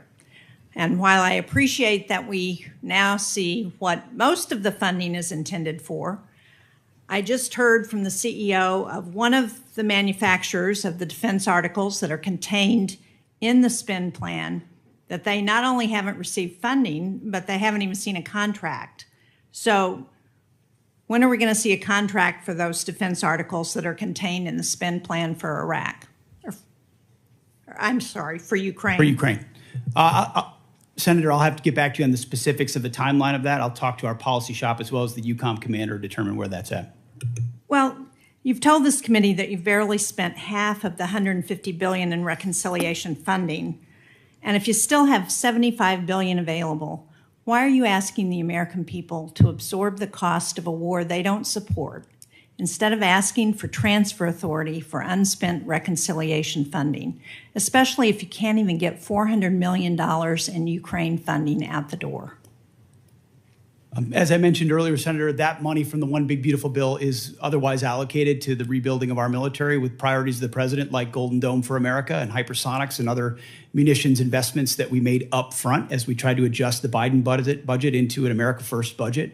And so reallocating that away from those priorities is robbing Peter to pay Paul. Those are allocated to rebuild. But my point is, and ultimately we're committed if you can't to spend this it year's on agenda. a timeline that makes sense, why do you need to come back and ask for more money? Wouldn't it be better to spend money that you already have? And one of the things I noted was, or at least I think that this supplemental doesn't include funding to repair damage to our bases or to our military infrastructure in the region. And I have not heard that we've gotten the full extent of any of those damage estimates. So should we expect another request to address that military construction costs? And at what point do you stop asking Americans to foot the bill for a war they don't support on top of an inflated budget request and billions in reconciliation funds that you still haven't spent? Well, Senator, I obviously don't agree with your characterization of that. I appreciate that, but you didn't ask. But I want you to answer my question. I know you don't agree with my characterization. I don't agree with yours either. Well, one of the reasons I take issue with that characterization is something that Senator Durbin said when he talked about Ukraine and he talked about winning. And I appreciate as much as anybody winning a war. But I sit in front of a committee that wants to talk about winning a war that's been going on for 4 years and talks about strategic defeat of a conflict that's been going on for 4 months to prevent Iran from getting a nuclear bomb. I would hope for some perspective in this town of the historic nature of what President Trump is undertaking. Do you want radical Islamists to have a nuclear bomb that can stare down the world? Because I have limited time. I don't understand. If you can't answer my question, then I will move on to my next question. Secretary Rollins, the timber industry has also been hard hit, as you know, by trade wars, by drought, by wildfires, by other natural disasters that are increasingly common. In New Hampshire, which is the second most heavily forested state in the nation, one of the things that we really need, as you know, because we've had this conversation, is a research program and Forest Service staffing on the ground in a variety of ways, but particularly at Bartlett Experimental Forest. These small investments in research and staffing and sound management help make the forest economies healthier and more competitive. I very much appreciate your having staff visit Bartlett last week with my staff and with staff from the governor's office. But can you commit to restoring staffing at Bartlett and to keeping the facilities there open now that you've seen the critical nature of that research? Why don't I follow up with you? I have not gotten a report from their visit, so I would like to do that first. But obviously, you and I have been in a continuing conversation about that. The good news, there's no doubt our timber industry is in distress and has been for a long time. The fact that we import 90% or something from other countries of our lumber needs is crazy. We're changing that. But the good news, we had more board feet sold last year than any time in 30 years. This year, we're going to exceed that target again. So we're making the right moves on this, but there's no doubt that research is important to that, as we've discussed. And I'll follow up with our team, and then we'll reconnect. Thank you. I appreciate that. As you pointed out, research is critical to ensuring that the timber economy continues to be successful. Thank you, Madam Chair. Senator Kennedy.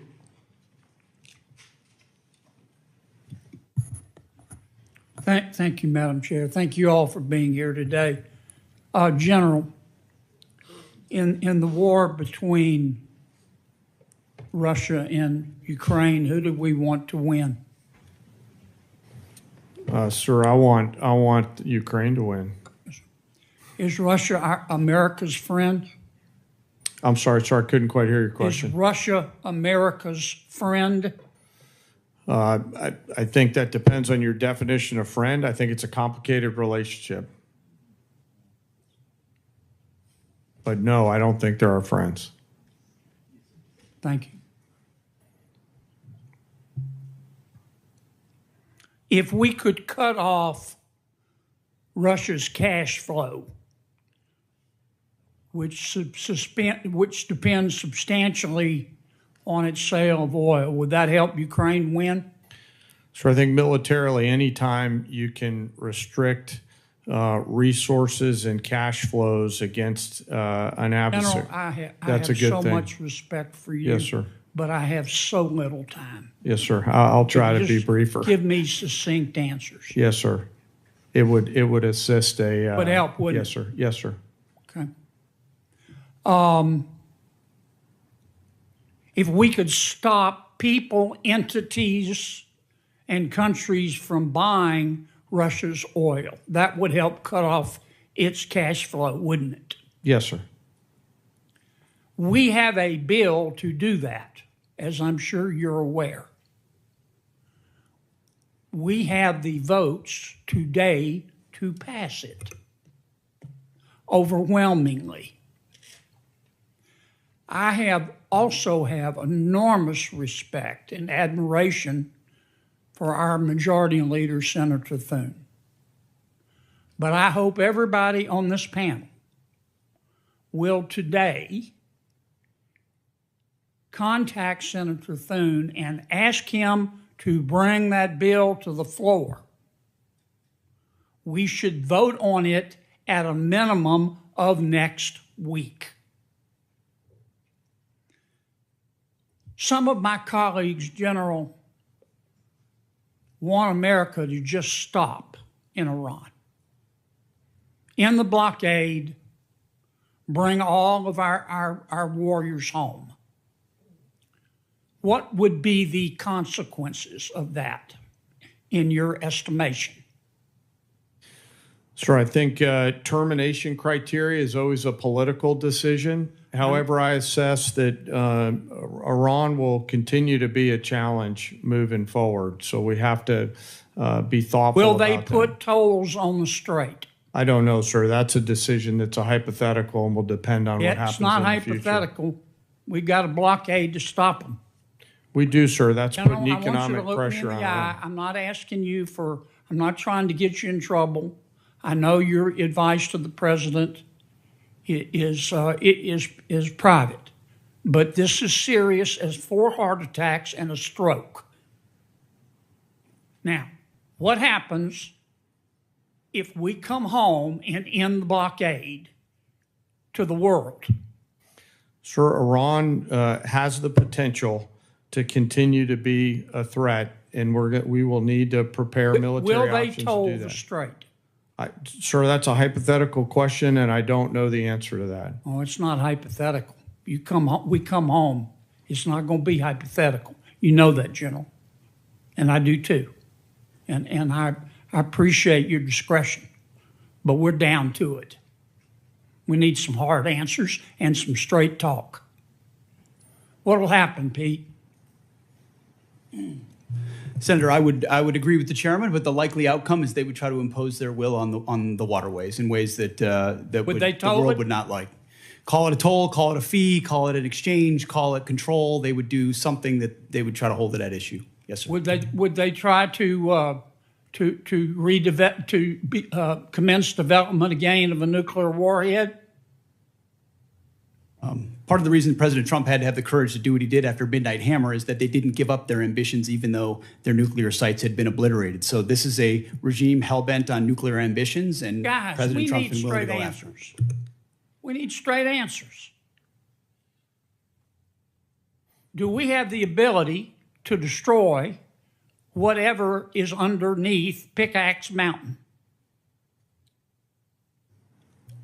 Senator, a lot of our capabilities are classified, but if anybody in the world can reach anything on God's green earth, it's the United States military, the most powerful military in the world. It's all about options and trade-offs. All right. I'm going to take a little extra time because others got it, Madam Chair. I won't abuse it. Secretary, are shrimpers farmers? Absolutely, yes. There are farmers of the sea. Are oyster harvesters farmers? Yes. In this USDA, Are they yes. having to compete with other countries who grow oysters and shrimp in a ditch and shoot them full of antibiotics? 100% yes. And if you eat too much of that foreign shrimp and oysters, you'll grow an extra ear, won't you?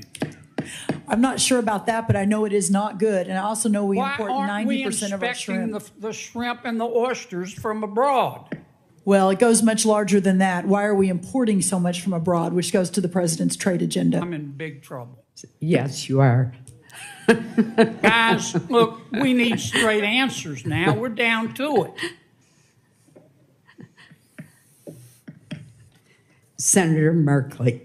Thank you, Madam Chair and Secretary Rollins. I appreciate your partnership on addressing several issues in Oregon, and I sent you information about a couple others, and you responded. Appreciate it. We'll follow up on the research service. We'll follow up on the concern about in-kind contributions serving as a match. But I particularly need your help on the fire funding. And I know you've indicated how important that is. Where we stand now is that the Senate seems hamstrung, that they're seeking to have OMB give them a number on that. Various sources say the number is probably about $5 billion. I don't really care if it's 4.5 or 5 or 5.5. The point is that folks here, senators, are asking for a number from OMB in order to go forward. And when we're looking at the fires right now, in my home state's the epicenter of the highest risk in the country. So can we get your help to get that number and move this process Yes, absolutely. It is of paramount importance, especially in the middle of fire season right now. Thank you so much. Thank you. And Chairman Kane, I think there was a sense that the President expressed at the start of the war that the U.S. military power was overwhelming and would likely produce unconditional surrender quickly by Iran. And that obviously hasn't happened. Was it your opinion as well? Did you feel like our military force could produce an unconditional surrender in quick order? Sir, I won't, with due respect, I won't share my private advice to the President. What I will assure you and the American people is I always speak truth to power and offer an accurate assessment of what my assessment is of both our readiness, the plans and activities that might be undertaken, the associated risks, and the secondary and tertiary considerations that go with those opinions or options. Thank you. So you feel like the various risks that the Iran could possibly close the strait, even despite the destruction of their navy, that the possibility of assassinating their political leaders and their military leaders could produce a strengthened hardline and weaken the reformers, that Iran would have the ability to sustain its ability to attack sites throughout the Middle East, that the initial requirements of the war could surely deplete our basically high-end standoff munitions, that this could affect our relations with our allies. All those were factors well considered in this decision to go to war. Sir, as I said, I won't opine on or share my private advice to the President. I'm not asking about your Vice President. I'm asking you, did you understand these issues, or have these become revelations as the wars unfolded? Sir, my job is to understand all of the considerations that go into the carefully considered use of military power. Let me ask you this then. Yes, sir. I understand why you don't want to respond, but these are all massive risks that seem to be poorly weighed in the beginning of this misadventure. Currently, there are reports that we have hit the Bonji desalination plant that provides water to about 20 villages or about 10,000 people, and we also damaged the desalination plant at Keshem Island. Were these deliberate targets by the United States? So I'm not aware of those as being particular targets, nor am I aware of those reports, and I'll have to go back and get back to you on that. If you could, I'd appreciate that. You are aware that infrastructure that civilians rely on to survive is not generally considered legitimate military targets? Sir, as you know, we have a robust process which considers a target that goes through a system that looks at a variety of considerations to include what you're alluding to around both purely civilian or dual-use targets. Great. I have trust and confidence in CENTCOM that they're looking at the range of those things on a daily basis. It sounds like you are assuring us that we will, the United States, not target, even in retaliatory sense, infrastructure that is generally considered to be primarily for civilian survival. So, as I mentioned, we have a robust process, and we have the most professional military force. It'd just be nice to have you say yes, because this is international law. Yes, sir. You understand the international law. I do, sir. I've got a lot of lawyers that help me understand. Thank you. Yes, sir. And will you get back to us on that question sir, of whether we targeted the desalination plants, and if so, why?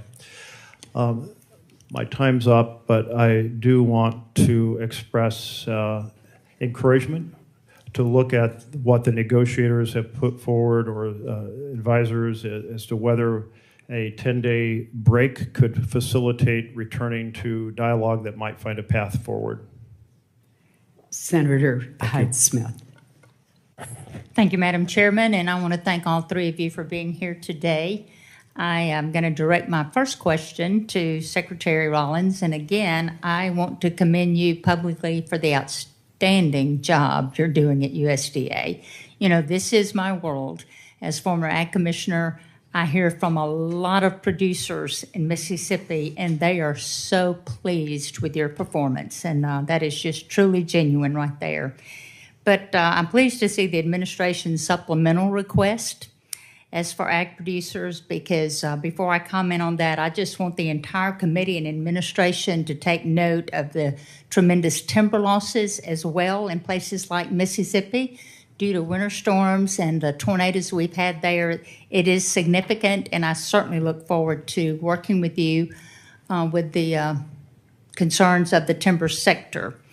Regarding this supplemental, you know, our row crop producers, as you've mentioned in your opening remarks, they are truly in a serious situation. I've talked to multi-generation farmers back home who are the best of the best that did not even plant this year because they could not make the numbers work. And producers in Mississippi and nationwide, you know, we continue to face these economic conditions. They're not going away anytime immediately or soon, but we've seen the commodity prices drop and the input costs just go through the roof. If we want the next generation to stay on the land, Congress, we're going to have to take this opportunity to provide this critical market assistance for our farmers and enact policies that build structural demands for commodities like the Buy American Cotton Act, that year-round E15, all of which would make the paths better, more favorable for these producers going forward.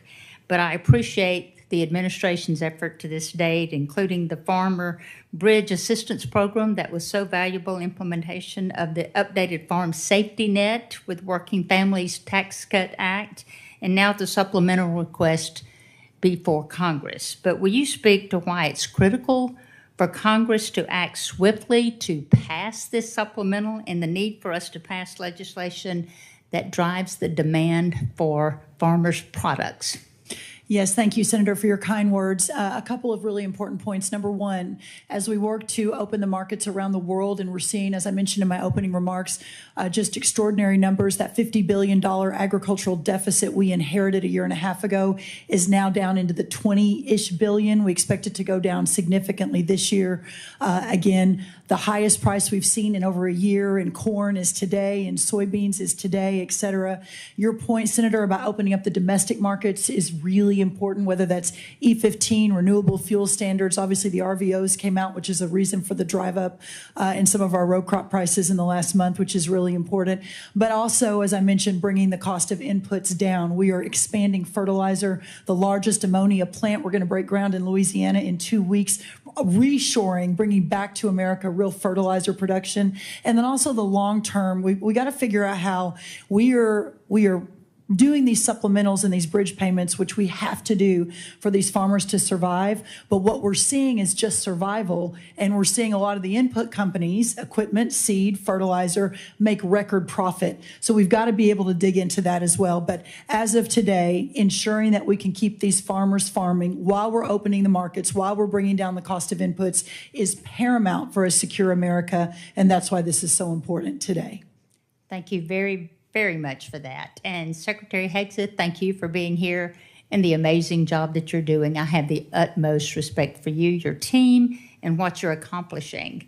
But I as well am committed to ensuring that our warfighters have all the tools necessary to accomplish the mission in Iran and whatever else that they need to defend our nation's interest. The supplemental request is in line with that goal. And I'd like to shift my conversation right now quickly to shipbuilding, which is extremely important to the state of Mississippi and our country's ability to protect itself. The President's FY 2027 budget requests funding for one DDG-51, while Navy leaders have said their goal remains to build 2 destroyers a year. And at the same time, the department is exploring options for using allied shipyards and overseas fabrication in future naval construction, which raises questions about the long-term role of the American naval industrial base or shifting work away from domestic shipbuilders. Shipyards like Ingalls in Mississippi, which I would love to invite you down to there. It is amazing, and the thousands of suppliers and small businesses they support, they need the confidence that the work will be there so they can invest in new facilities, hire and train skilled workers, and expand capacity that we will need in the future. Will you help or talk to us about the department's short and long-term shipbuilding plan and how it gives industry the confidence to invest? You just made the case for this generational investment because of the underinvestment, Senator, in shipbuilding in the previous administration. Just static, flat, bureaucratic, slow. We're having to revitalize that industry. And one DDG is a reflection of a backlog in capability. So as we ramp on more capacity, those numbers of DDGs, the workhorse of our Navy, will go up as we grow that force. The senator's time has expired. Thank you. Senator Coons. Thank you, Chairman Collins, Ranking Member Murray. Thank you, Secretary Hegseth, Secretary Rollins, General Kane, for your service. I want to start with the things I know we agree on. We agree that we should honor our fallen, that we should stop and remember them and console and comfort their families, that we should be mindful of the hundreds of Americans who've been wounded and injured in this war in Iran.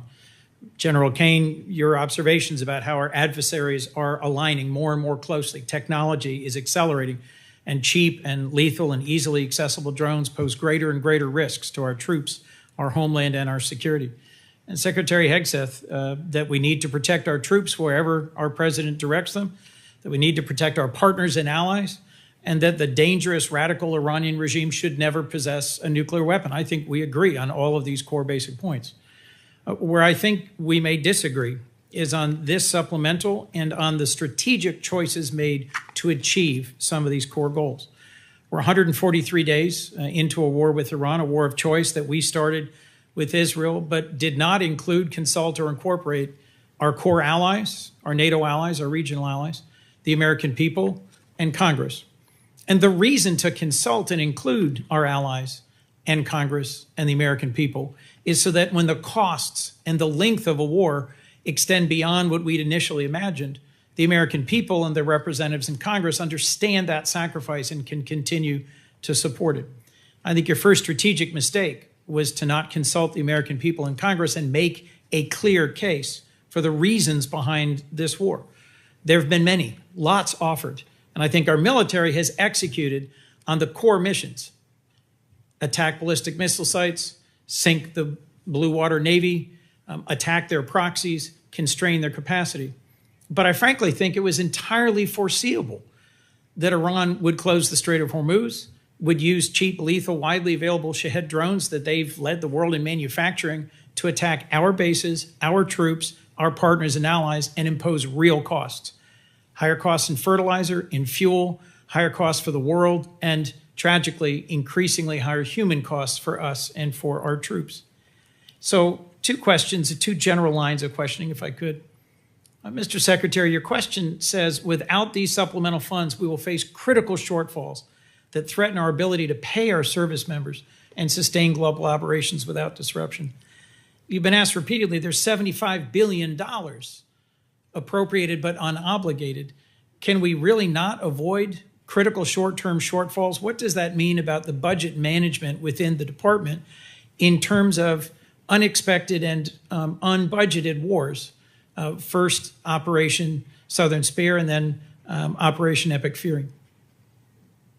I would just note, I was sort of updated, 95% of that One Big Beautiful Bill funding will be allocated by the end of September in accordance with congressional intent. So these are things we said we would spend, and we told you we would spend them on, and we plan to spend them on those things by the end of September. So this is a new request based on new realities of a world we face, stepping up to meet that moment. And forgive me, Mr. Secretary, but that's news to me, that $75 billion will be out the door, allocated and spent by September. And I was simply questioning how we have ships running out of fuel in the open seas and planes being grounded. And I didn't say ships were running out of fuel in open seas or planes were grounded. I'm saying we have to make trade-offs. Maintenance accounts are everything our troops need on the battlefield, they're getting in spades and beyond.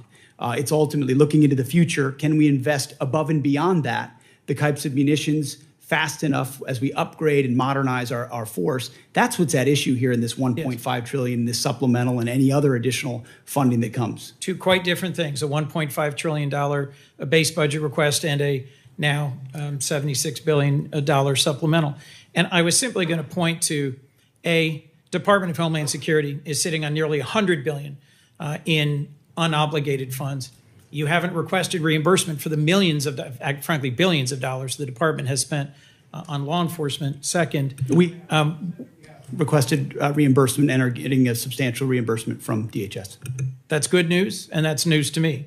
And frankly, as we reflect on the service and sacrifice of those who put their lives on the line of this war, one of the things I've raised over and over and over is the ways in which this administration has dragged its feet on partnering with Ukraine in order to deploy the best-in-class sensors, detectors, and counter-drone systems to protect everything from Dover Air Force Base to our bases in the region, to our troops, to our partners.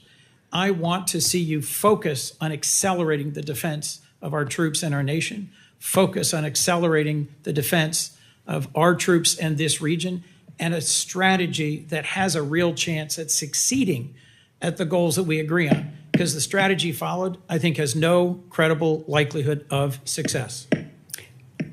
Senator Britt. Thank you, Madam Chair. Appreciate all of you being here today. So since the beginning of the Putin's aggression into Ukraine, this body has passed 5 supplemental bills funding different portions of that war. You mentioned in your opening, Mr. Secretary, about not getting those munitions that had come through this body quick enough to Ukraine, and also being able to replenish those here at home.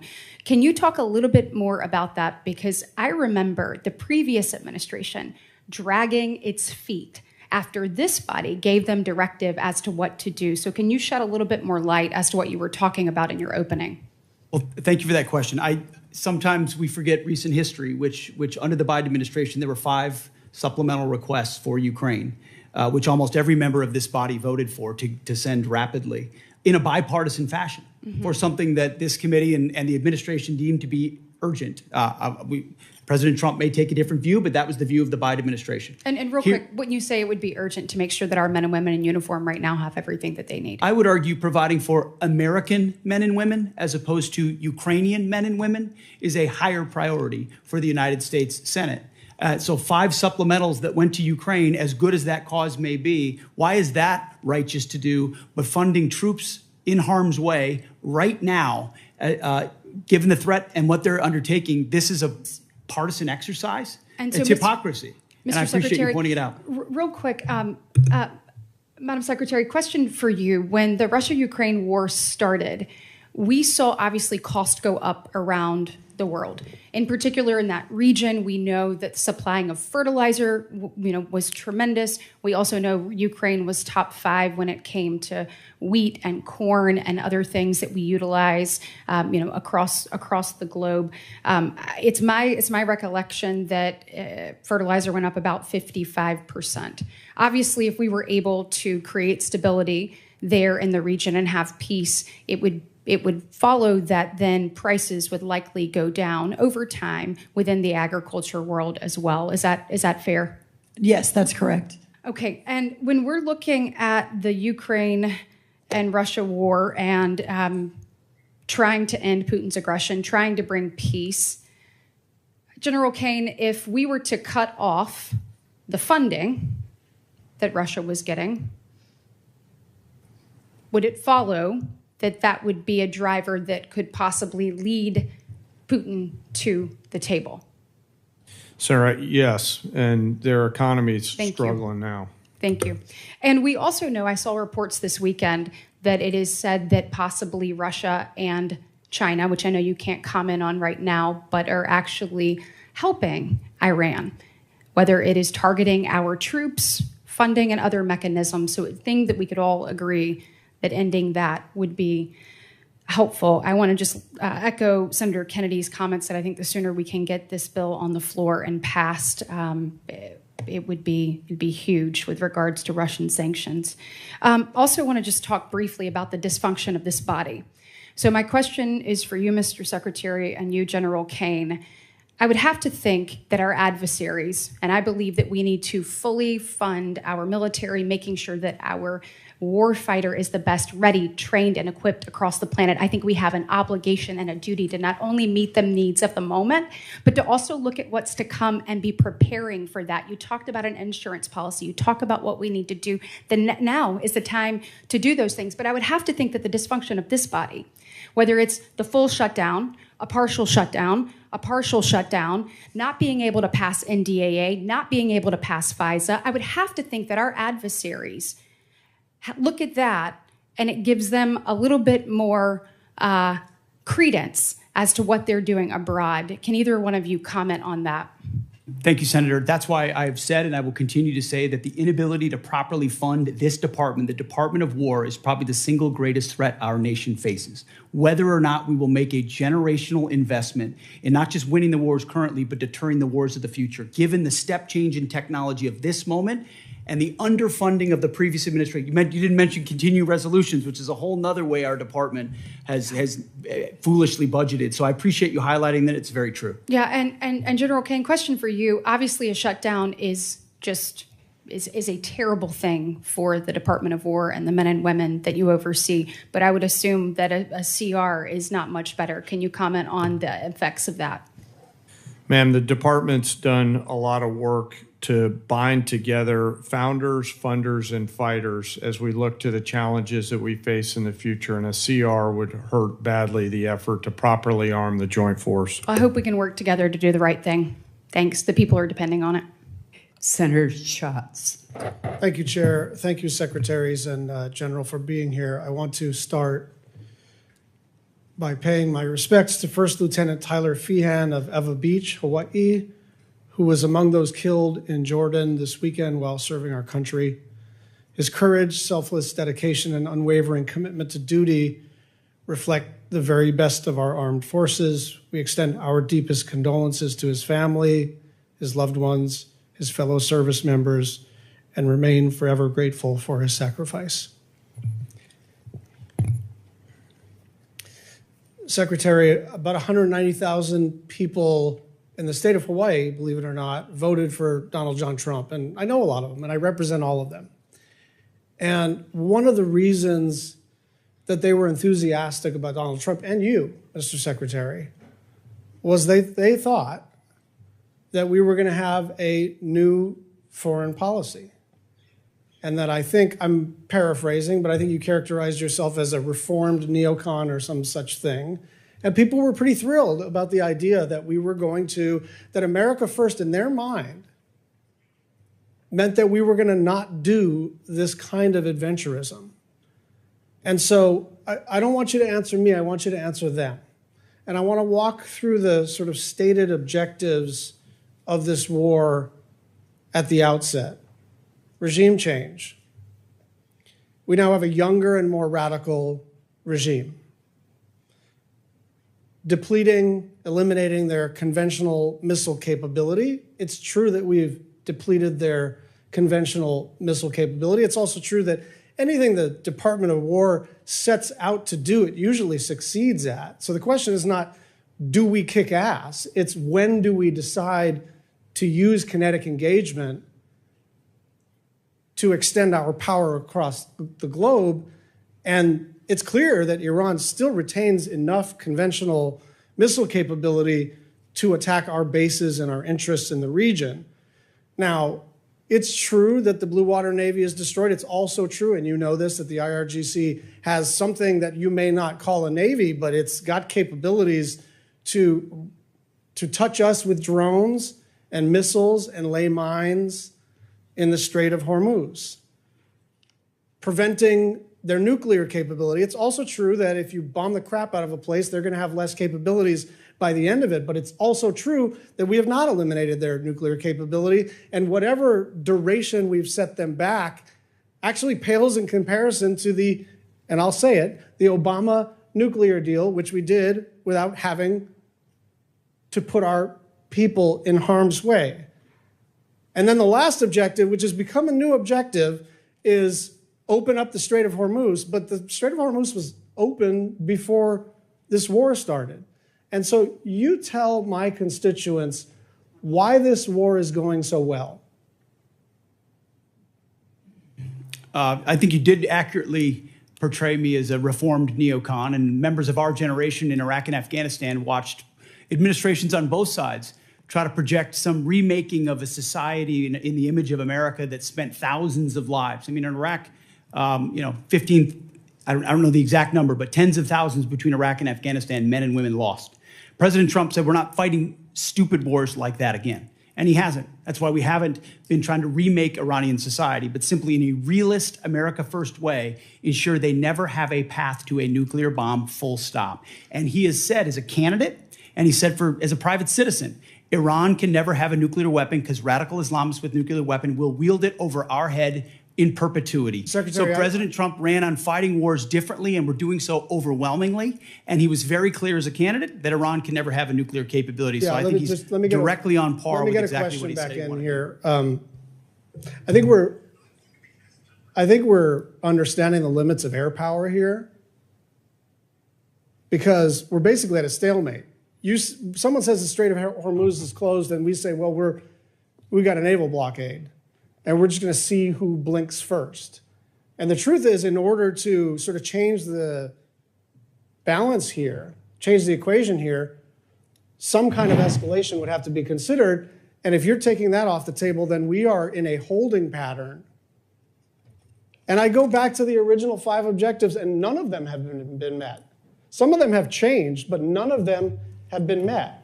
And with gas at now 402, with the Brent crude hit 90 today, up from 70 2 weeks ago, gas up about $1 nationwide, about $1.50 in the state of Hawaii, people want to know, why are we even doing this? Senator Fisher. Go ahead. Thank you, Madam Chair. Secretary Hegseth, I appreciated your perspective on the focus on the 4-year war in comparison to a 4-month war with a nuclear adversary. And I thought it was very well said. Thank you. If we want to support Ukraine going forward, I think the best way to do that is to dramatically increase munition production. And we need more interceptors. We have to be able to move forward. So do our allies and our friends. And let me emphasize that this supplemental does that. This is what we're talking about here today. It's one of the things that we're talking about. As a member of the Armed Services Committee, one of my priorities for over 5 years now has been on munition production.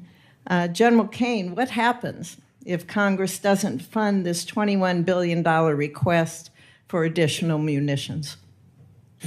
Well, ma'am, there's been a lot of work done by the department to partner with the private sector. I'll acknowledge some of the efforts that the private sector is doing to utilize their own capital to facilitate factories. If we don't, as a team, figure out how to properly fund the department, then we're not going to get the munitions, and there's going to be a lack of shared risk between the federal government and the private sector. And I think we're at a point in time in our history where we need to partner. We need to find an ability to share risk. We need to be better sellers and buyers on both sides in order to make sure that the young all-volunteer force has the weapons that they need before they are asked to go do something. What you're saying is we need to be prepared as a country. Yes, ma'am, and I hope, as I said in my opening statement, that we will find a way to make sure that we seize this moment in this time in history to ensure that we've got the right mix of munitions, high, low, scale, autonomous. What's your plan B if the supplemental doesn't pass?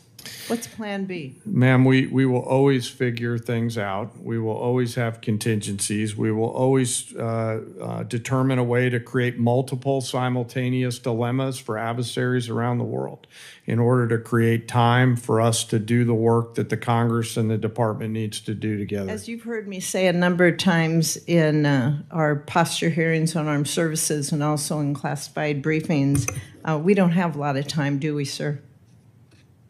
No, ma'am. That's why I said, if not now, then when? And if not us, then who? And I truly believe we're at one of those moments in history where we have a choice to make, just given what I see on the next couple ridge lines. And I encourage us to move forward. Thank you. Mr. Secretary, how would this request scale munitions production and be able to accelerate our delivery times? In the past, previous administrations would sort of send the same amount of dollars into trying to encourage companies to build another factory and add an additional shift.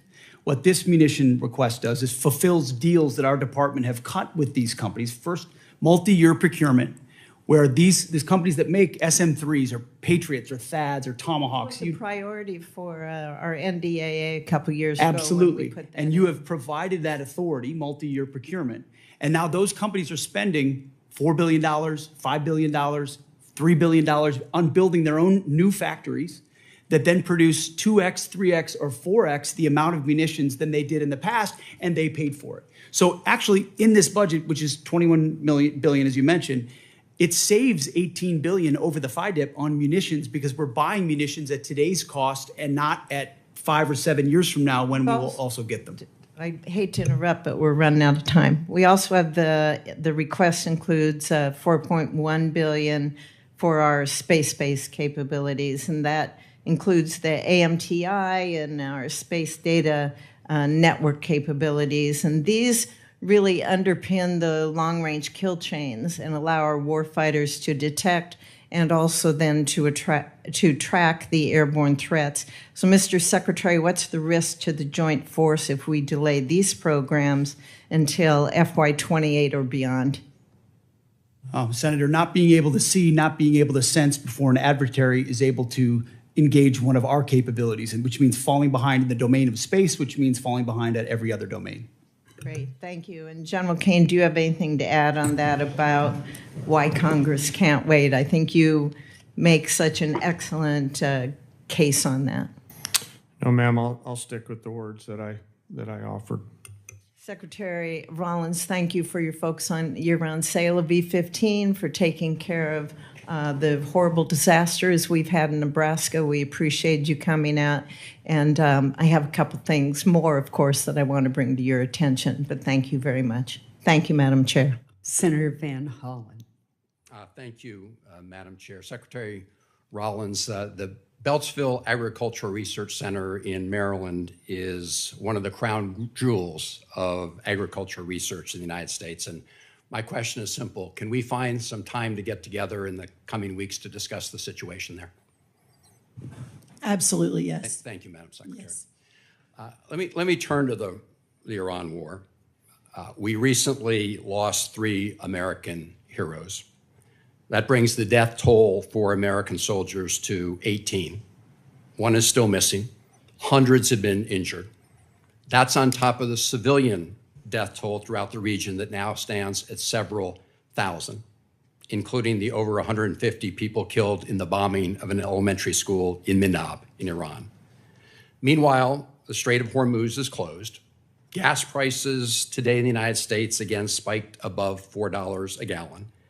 And that will also continue to push up costs for groceries and other things that families buy.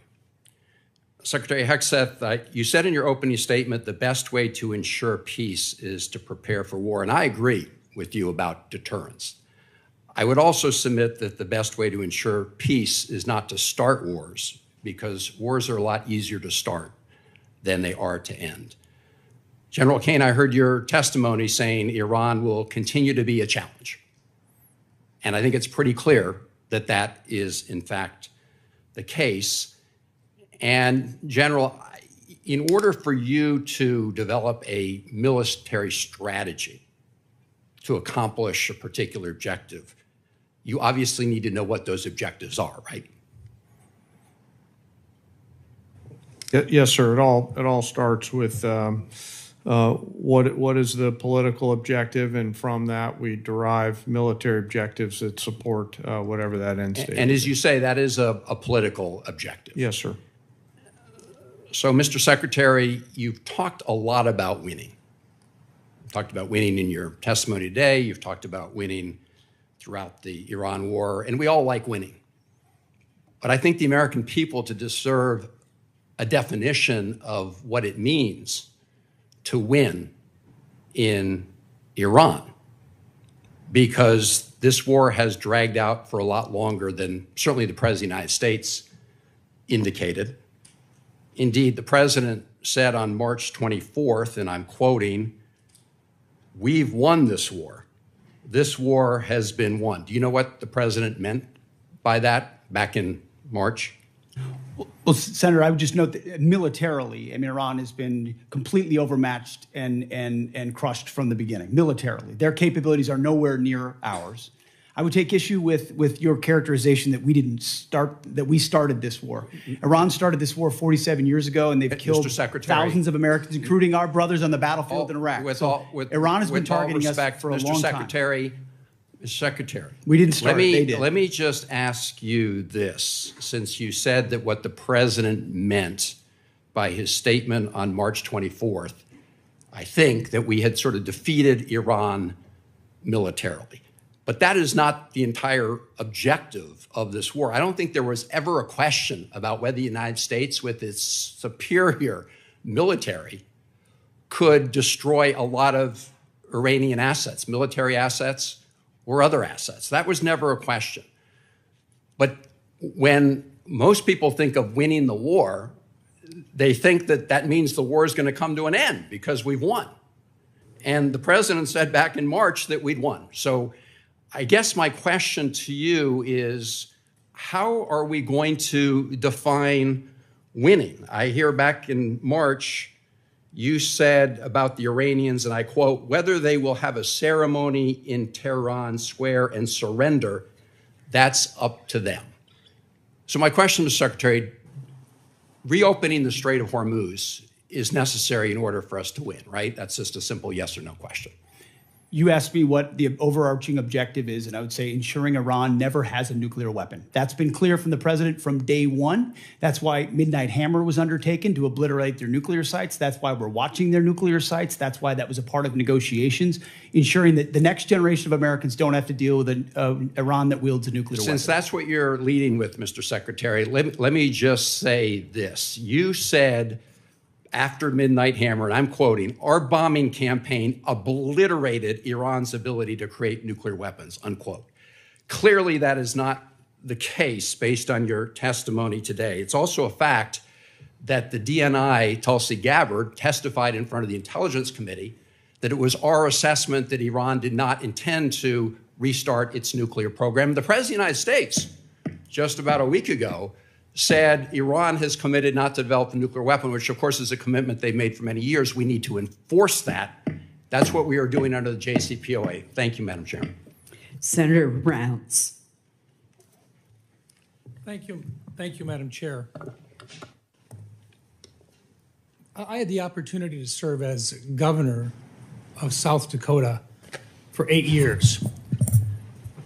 During that time, we deployed over 5,000 young men and women into harm's way, National Guard members from South Dakota. I attended their departure ceremonies. I attended their welcome home ceremonies, and I attended 31 funerals. One of the main reasons that I decided to come to Washington was because I never wanted to see young men and women going into harm's way again if they didn't have the best leadership, the best training, and the best equipment possible.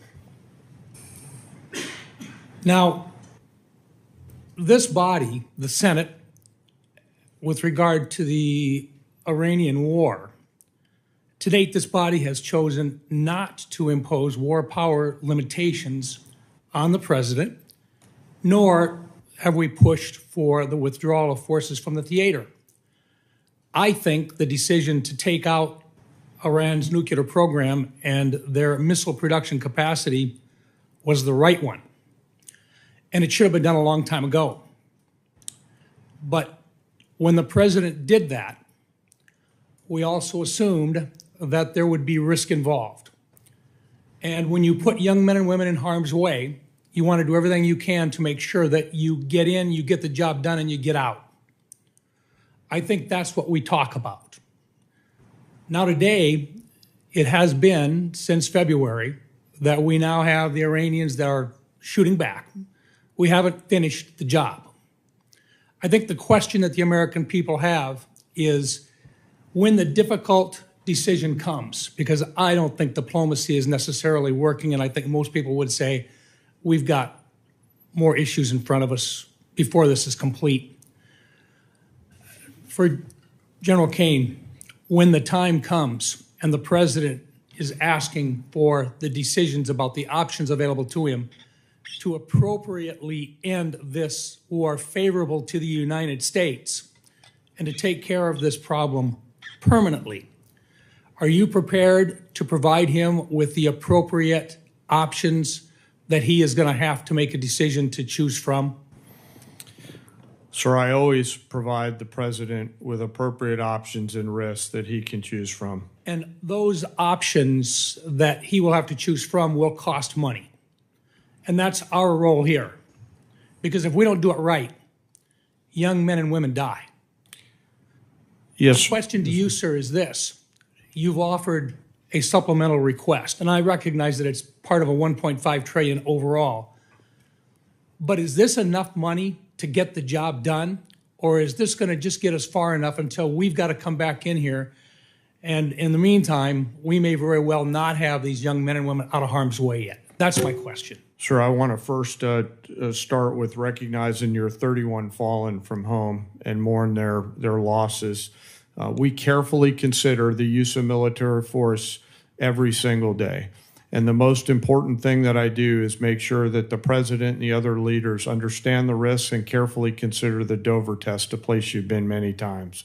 And that is, are we willing to go to Dover, as we will tomorrow, to bring back the fallen? I can't answer the question on what it will cost because the enemy has a vote. What I'll commit to you as this plays out, we'll make sure that the Congress is informed, but because I'm not quite sure how this is going to play out yet, it would be unwise for me to comment on what a future cost may or may not be, depending on what they choose. In general, you will provide a plan to Congress at whatever the appropriate classification level is on what resources are required to execute what the president's intent will be to successfully end this conflict. Sure, I will always make sure that as we have that we're moving data as appropriate to Congress. Yes, sir. Okay. Let me come back in just in terms of follow-up on this a little bit. Some have criticized Operation Epic Fury for expending many of our munition stockpiles.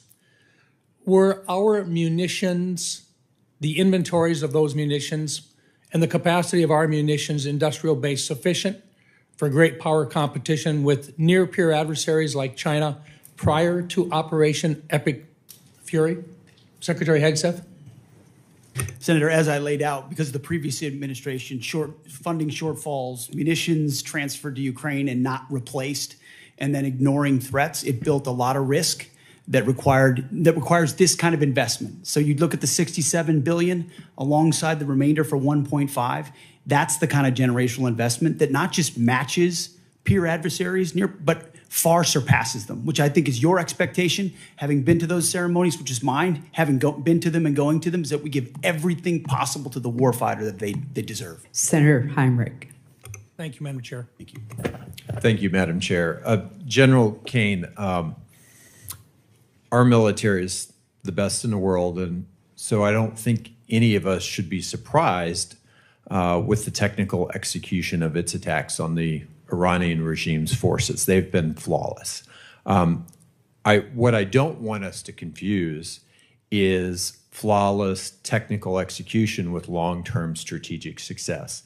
And I think one objective that is relatively modest, because it puts us back to where we were when we started this, but nonetheless is incredibly important as a critical objective, is that I want to see the strait open again, and I want to see it open where shippers can transit that strait without being extorted by Iran. And I would love to see that before our commercial and other oil reserves are exhausted because of the impacts that that will then have on the pocketbooks of American families. Is that a reasonable objective, and is it one that you share? Sir, I'll defer on the military objectives to the political leaders who set them. What I can tell you is U.S. Central Command is working hard to ensure that Iran cannot terrorize the southern flank down there, and they're doing so every single day and night. And you and the rest of the Senate would be proud of the actions and activities for the forces that are down there. The character of war is changing, though, like I said in my opening statement. And so there's a variety of mixed munitions that are down there coming at the commercial traffic. But I would like to be clear and unambiguous with you and the rest of the Senate and the Iranian forces. They have a choice to make, and they should knock it off. I have no doubt I would be incredibly proud of the actions of our service members in this conflict. And I hope we can achieve that kind of strategic objection on the timeline that obviously avoids the worst impacts of the limitations of commercial oil supplies right now. Secretary Rollins, I want to shift gears. One of the things that you mentioned in your opening statement that we appear to agree on is that there is simply too much consolidation in a number of agricultural sectors. You mentioned fertilizer and seeds, but in particular, I want to talk about the meatpacking industry because in a previous Trump administration bailout, about $90 million went to the corrupt Brazilian meatpacker JBS. I think that Congress really intended those funds to go to American ranchers. So I want to ask you, what are you going to do this time around to ensure that the proposed relief dollars that we're talking about today, that those funds go to American producers instead of to the very foreign corporations who have created the business model where ranchers bear the risk and meat packers reap the profits? Well, that's right. And we're obviously at a 75-year herd low. There are a lot of reasons for that, but working to solve for that. Number one, the Department of Justice is investigating right now significantly the four, but especially the two foreign-owned. Number two, USDA is investing significant funds in deconsolidating packing and supporting mid-size and smaller packers around the country. I know that wasn't your question, but just to answer the bigger question, which is a really important one. But from my perspective, what the Trump USDA 2.0 has been hyper-focused on small and mid-sized farmers and ranchers. We have worked really hard on the $40 billion that has already moved through to make sure that that goes to where it is intended, which is not multinational foreign agricultural corporations. I very much support the efforts of the Department of Justice. I think there is a very important antitrust case to be made here. At the same time, I've watched as your department has rescinded 3 important rules that were put in place to protect farmers and ranchers from unfair practices by the large meat packers. Those rules were supported by the American Farm Bureau and the National Farmers Union. Explain that discrepancy to me. Which rules? I'm not tracking. The inclusive competition and market integrity rule, the transparency in poultry grower contracting and tournaments rule, and the poultry grower payment systems and capital improvement systems rules. The packers and stockyards, I think is what you're talking about. So we are executing an additional review on that. I think that the point is very well made, that sometimes that inures to the benefit of the larger corporations.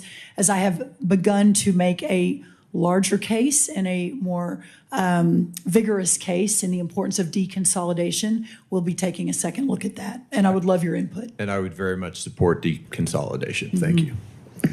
Senator Houston. Thank you, Chair Collins. Thank you all for being here today.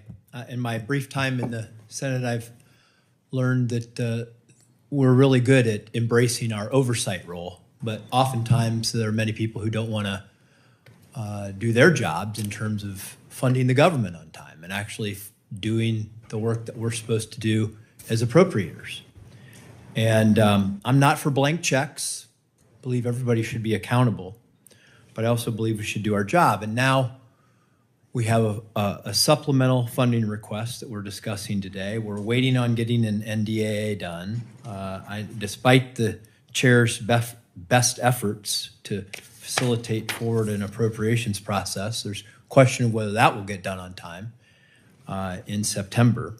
And my question, start with you, Secretary Hegseth, just to talk a little bit about what the consequences of failure, what this really means to not do this on time. Because I've talked to defense contractors. I as a former executive, a member of an executive branch, I know that the legislative branch often thinks, well, no matter when we get this done, we just wave a magic wand, we pass the bill, and it all magically happens. But that's not how it happens. It takes time for people to, you have businesses out there who are going to rely on to build these weapon systems who don't know if they're going to get paid. They can't plan. They can't staff up. They can't order the equipment. They can't do any of these things unless they know that the money is actually coming. So what are the consequences of not just doing this, but doing it on time in a timely manner? Senator, thank you. I think the consequences of dysfunction in funding this department put at risk I think a first time in 25, 30-year reform effort to change how we do business as a department. We're going to war with the Pentagon bureaucracy because the bureaucracy existed to defend just a few systems and processes and companies. We need all of American industry coming into our department. And if you talk to industry, they've never seen anything like what our deputy secretary and our department are doing right now to run fast at speed. But it counts on this body and others funding this department in a way that can fulfill the deals that we're cutting that saves the taxpayer tens of billions of dollars and gets weapons to warfighters years and years faster than we ever have in the past. So without the funding, we put at issue all those deals, all the reforms, all the ways in which we're changing our department to move at the speed of business. So it's not just dollars and cents. It's demand, it's predictability, it's showing industry we will meet you at this moment. And if we can't get past our dysfunction to fund the warfighter, we put a lot of that at issue. General Kane, same question from a military point of view, not knowing if, when the funding's going to come, and us not doing our job on time, what are the consequences to the warfighter? Sure, I'll just add to the Secretary's comments, it'll manifest itself in a range of ways, readiness, capability, munitions, training, cyber, unmanned autonomy. This is why I'm really asking for the Congress's help here, for us to look forward at the next couple ridge lines and to be thoughtful about the moves that we make here. And I understand the environment that we're operating in right now. But whatever structure the legislature and the executive branch determine, we need predictable capital. My investor hat on from my previous life. So that we can go out and procure the capabilities that we need before we need them. And those things are changing. The advancement of small drones and things like that, we're going to have to make sure that we stay very close with the Congress so that as technology develops at a speed that we haven't seen before, that we're staying very close and partnering with the Congress to enable us to adaptively use that capital with the appropriators' buy-in so that we're arming the force properly. Well, I can tell you in interacting with the people who are that want to build these new generation of weapon systems, because I think you would agree that we've learned a lot from Ukraine. We've learned a lot from this conflict about how we were underprepared from the standpoint and from a defense standpoint, and that we have to continue to modernize our system, the weapon systems. I think it's very important that we not only do our job, but we do it on time, because you cannot run a Department of Defense, run businesses who are supplying these things without knowing if you're actually going to get funded. Because the whole supply chain, the workforce, everything gets held up when we don't get our jobs done on time. So, yes, sir. I used to work in the private sector for a company that was headquartered in Piqua, Ohio. And those leaders told me, your entire job, Dan Kane, is to deliver quality parts, or in this case, weapons, on time with shorter lead times and lower costs. And part of why I'm so passionate about this is because I see how this capital, if the Congress chooses to give it to us, will manifest itself in real combat capability, lethality, and survivability for our joint force. Thank you, and thank you, Secretary Rollins, for coming to Ohio, meeting with all of our ag leaders. It was great. Thank you, Madam Chair. Senator Gillibrand.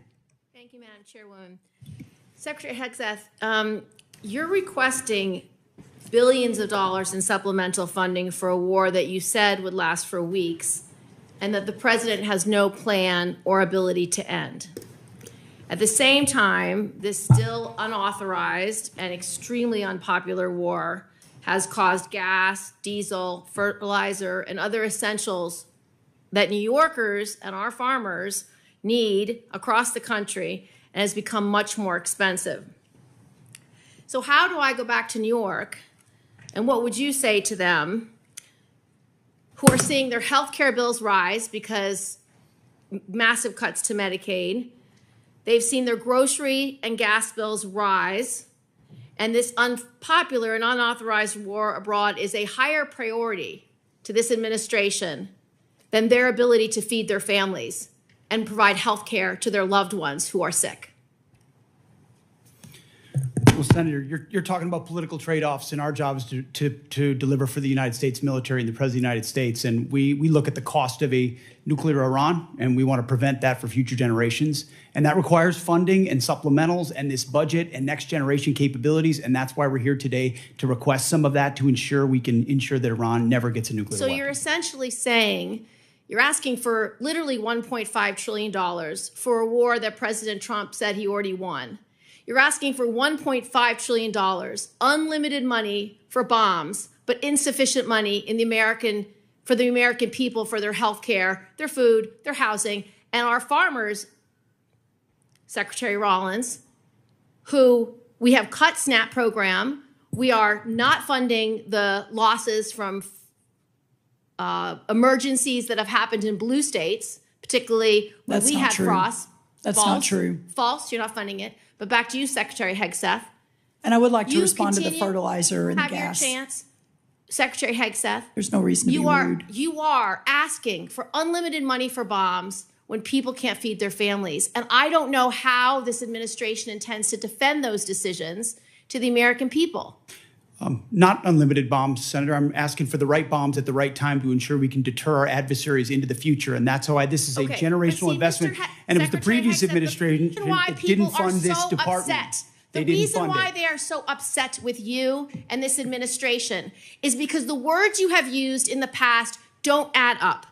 About Iran specifically, you said that we had obliterated, quote unquote, Iran's ability to create nuclear weapons. The president made the same claim. Yet 8 months later, in February of 2026, the president launched an act of war claiming Iran was within 2 weeks of having a weapon. So when you say two very different things, the American people don't know who to believe or what to believe. They just know they can't afford their health care, they can't afford their food, they can't afford housing, and our farmers are continuing to suffer. So, which is true? Was it obliterated or wasn't it? What's the status? The nuclear sites under Midnight Hammer were obliterated, but Iranians foolishly continued to attempt to pursue nuclear capabilities, which is why we destroyed their defense industrial base and so many of the other capabilities to ensure they can't get to a nuclear weapon. See, we're staying laser focused on the objective, and you're trying to make campaign commercials. No, we're not. And that's fine. So listen to this. You also say that you made the missile program, quote, destroyed and made combat ineffective. Quote, Iran's entire ballistic missile production capacity, every company that builds every component of those missiles has been functionally defeated and destroyed, and that the missile program, existing stockpiles were depleted and decimated, almost completely ineffective. So why are there missiles left to hit Jordan and result in the loss of life of our brave men and women? As we stated from the beginning, the Iranian defense industrial base is effectively gone. But they do have underground facilities because they're the world's leading state sponsor of terrorism, and they've spent 47 years trying to hide their missiles under mountains, just like their nuclear capabilities, because they would like to get a nuclear weapon to wield it against us. Of the war to believe, because it's either over or it's not over. It's within 2 weeks or it's not 2 weeks. We have no missiles or we have missiles, and that consternation is why so many New Yorkers are perplexed, stressed out and find this war to be incredibly unpopular because they don't understand the choices that the president's making. They don't agree with those choices. Secretary Rollins, so you have cut over 160,000 New Yorkers have been kicked off SNAP. What do you have against hardworking New Yorkers, children who need SNAP, and seniors who need SNAP? Well, first of all, diesel is down under Biden versus today, 581 versus 480. Gas is down from Biden today from 484 to 386 today. Fertilizer is down 56% from Biden highs. Prices so this are narrative higher than when that you are took using, office. well, all of those prices are higher than when you took office. So you are not that making is life not better true. for That New York is not farmers. true, Senator. And let me tell you what New York is stressed out about is the fact that your state is taking prime farmland and turning it into solar farms. That is absolutely inexcusable. The For New York you to farmers, stand, you will see I have visited that the New York smart farmers farms do two both. times. Do Two both. times in Senator's upstate New time York. has expired. Thank Senator you. Bozeman. Thank you, Madam Chair, very much. And thank all of you all for your service to our country and our national security. And I think it's easy for the public to understand how you, Mr. Hegseth, are, your contribution in the position you're in general, Kane, the position you're in. But some don't understand the position that our Secretary of Agriculture's in. I gave a presentation a couple of years ago when Senator Rubio was over here in the middle of it. I was talking about agriculture. He punched me and said, John, always tell them that food security is national security. Now Senator Cotton, who's head of the Intelligence Committee now, is taking his place. He's doing the same thing. So again, what we're talking about today is very, very important to our country. Right now, we're in a generational crisis. Our banks, our economists tell us that if we don't start doing things differently, and the good news is the administration is doing things differently, we're going to lose 20-25% of our farmers in the next 2 or 3 years. I visit almost daily with farmers about the difficult farm economy, wildfires, flooding, all the things we've talked about today. My only concern is that the supplemental is very much appreciated. After hearing the testimony today and the concerns, we might need to look at bumping that up a little bit. But again, we'll discuss that later.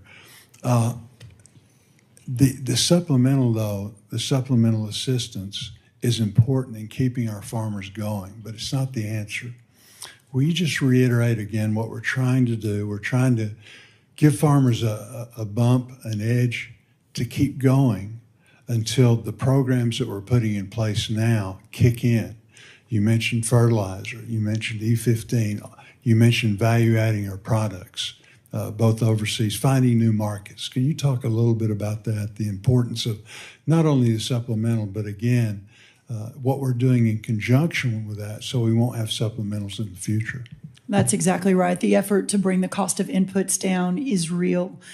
Fertilizer, seed, labor, interest rates, et cetera, number one. And if we can just get inputs back down to where they were in Trump 1, we're going to have a remarkable recovery in farm country.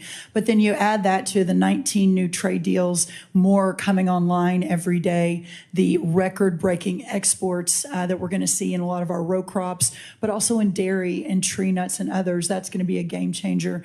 Then you look at expanding the domestic market, as you talk about, whether E15, obviously all of the biofuels. We've already seen corn and wheat hit record highs, or the highest number for the year after announcing the new renewable fuel standard. So we're seeing some pretty incredible movement in the right direction. Then you marry that to all of your work under the Working Families Tax Cut Act, the new reference prices that under the last administration couldn't get a farm bill. You all did that with the president's leadership. The first time we're going to increase reference prices in more than a decade, combined with a $250 billion investment in rural America, the largest investment in rural America in American history. This Congress did that with the White House's leadership. All of that together is going to change the trajectory for the long term of farming and ranching in America. But to get to that point, that's why the supplemental is so very, very important. Madam Secretary, I have a letter from Farm Bureau that I want to put into the record that just outlines requesting relief to sustain America's farmers and ranchers. Secretary Hegseth, General Kane, one of the things that we're concerned about is that in the military construction aspect of things, we're really not asking for that in the supplemental. I know that the success of Operation Epic Fury, particularly for our missile interceptors and short-range aircraft, really basing was a large part of that. Can you tell us how we can help you, again, try and plus up our military construction in some way so that we're not going to be faced with this in the future, trying to double up? Senator, I think by Congress finding the ability to meet up to close to our the totality of 1.5 trillion means we're not making the kind of trade-offs this department has made now for decades. Those are the types of things, construction, maintenance, that fall off when trade-offs occur. And so you dig the hole even deeper. And what this budget does, first of all, it fully funds the UPPA list, which is the unfunded priority list of PACOM, a priority theater, and then it gets at every single substandard barrack that we have across the department. So we're funding the military construction in a way that we've never done before to get out of the hole that we've had for a while. Very good. Thank you, Madam Chair. Thank you, Senator Bozeman. To the very patient Senator Baldwin. Thank you, Madam Chair and Madam Vice Chair. And thank you for appearing before our committee today. To many I represent and to me, this supplemental request is another example of this administration's misplaced priorities. Instead of spending tens of billions of dollars more for this president's war of choice in Iran, that both houses of Congress, I may add, have voted to end absent explicit authorization by Congress, we should be focusing on the needs of American families. We could invest this money to accelerate new cures and treatments for cancer and Alzheimer's. We could use it to help more families with rising home energy costs. We could use this funding to help more families afford quality childcare. We could use this funding to help more kids get free school lunch. We could use this funding to restore health care for working families. We could use this funding to support our public schools and special education. This is a war of choice, and every dollar spent on this war is a dollar not spent helping families afford housing, health care, groceries, childcare at home, investing in the opportunities for the American people. First, I want to express my condolences and my respect for the 17 American service members killed in this war since February, including 3 over the past few days. Their lives are the price this country has paid for this war. The deadliest day for U.S. forces was on March 1st, when an Iranian drone struck an army facility at Port Shuaibah, Kuwait, killing 6 soldiers and injuring more than 30 others, including soldiers from Wisconsin. Soldiers from the unit stationed at Port Shuaibah told reporters that the facility did not have adequate air defense capabilities. These soldiers and their families believed they were sent into harm's way without the defenses they needed. Secretary Hegseth, what would you say to those soldiers and their families? First of all, that we honor and recognize their sacrifice and what they've given. I've been in touch with at least one of those families on a regular basis and understand the pain of losing a loved one is unfathomable, which is why we greeted them at Dover, and we'll greet those again tomorrow. I would say in talking to Admiral Cooper, the CENTCOM commander, before all of this was undertaken, maximizing defensive capabilities, mostly by moving as many people as possible off the X, which we did in historic fashion, moving almost 90% of Americans in theaters off of where they could be a target, first of all. So bunkers that they would move into, early on warning. Fort Schweba. Ultimately, and I will quote from the Washington Post article of July 12th. Schweba, this is a quote, Schweba did not have any of the systems that would take down the one-way attack Shahed drones, and initial security assessments found that the base was not adequately protected, end quote. Soldiers at Port Schweba have also been quoted in news reports saying that requests for additional medical and drone defense systems were denied prior to the conflict with Iran beginning. Why were those requests denied, Secretary Hegseth? I would confer with Admiral Cooper, but it's not a single drone or defense request denied at any level that I'm aware of. We did everything we could to move heaven and earth in every single location to protect every single American we possibly could. An article from July 12th, Washington Post also quoted a soldier saying that the unit's request for an Eagles drone defense system was denied because of lack of assets. That's an end quote. U.S. Army Central has conducted an investigation into that attack. Do you commit to releasing the findings of that investigation publicly, yes or no? We'll get you the status of that. I would argue if it was a resource constraint, that's precisely why we're having this hearing today, to speed up systems to the battlefield, to warfighters as fast as humanly possible. It's been too slow in the past. It needs to be faster. The reforms we're undertaking will do the findings that. of that investigation publicly, yes or no? I will work with Admiral Cooper to make sure it's handled properly. Yes, Senator. Thank you. Secretary Hegseth, I traveled to Walter Reed Military Hospital and met with soldiers who were injured in that attack. What they told me confirmed what other soldiers have said publicly, that most of these soldiers injured in the attack did not receive proper medical care in Kuwait, in Germany, or during their initial days back in the U.S. The U.S. military has been fighting wars in the Middle East for 25 years. Why was proper medical care not immediately available to these injured soldiers, and why were they not immediately screened for traumatic brain injuries? I'm not taking issue with the characterization of individual soldiers, but I would argue that every effort was made to provide every level of medical care possible, understanding how CENTCOM operates. The senator's time has expired, and there is a vote on. Senator Capito. Thank you, Madam Chair. Thank you all for being here.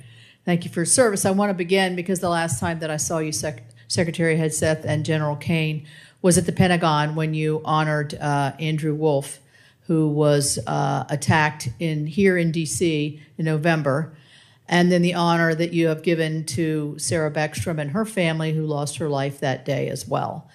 I know that you've been in constant contact with Andrew and his family, and you also know that the great faith that they have in the Lord above is what's really brought them to the point where they are now. So let's keep them all in his prayer. I am interested in Senator Baldwin's question because I do have a soldier from West Virginia who is making a very similar complaint. So whatever follow-up we can do, I would like to do that. I'd also like to recognize the three most recent service member that we lost, because we talk about them as service members and soldiers, but I haven't heard them say their name, and they're so young. First Lieutenant Tyler James Freehan, Private Isabella Gonzalez, and Sergeant Michael Swinton.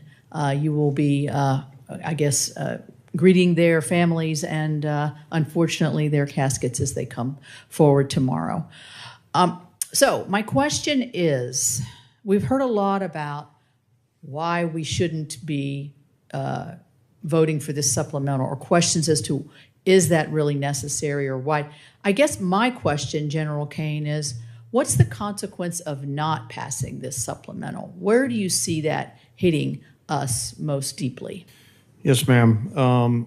it will manifest itself in a few different places. Most significantly, it'll be in military personnel related matters. We'll figure out how to pay soldiers and sailors, but that would be a strain. Operations and maintenance costs, and then the ability for the department to take some of this capital and wisely invest it in future combat capability and things like AI, UAS, counter UAS, hypersonics, and space. So not only would it hit us today, but it could hit us tomorrow as well. Yes, ma'am. I actually view this as forward-looking. As we look at the future picture and the various risks that we're facing, the supplemental and the budget, frankly, help to ensure that we are properly arming the joint force for the myriad of potential contingencies that we face in the future.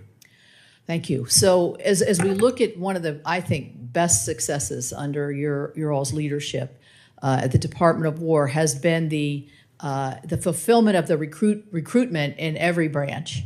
I remember last year, I think, or maybe the year before, only the Marines could brag that they had made their records, and now I think that many the other branches you're far exceeding what has previously done. So that tells me that American young men and women want to serve their country. They want to be safe. They want to do the right thing.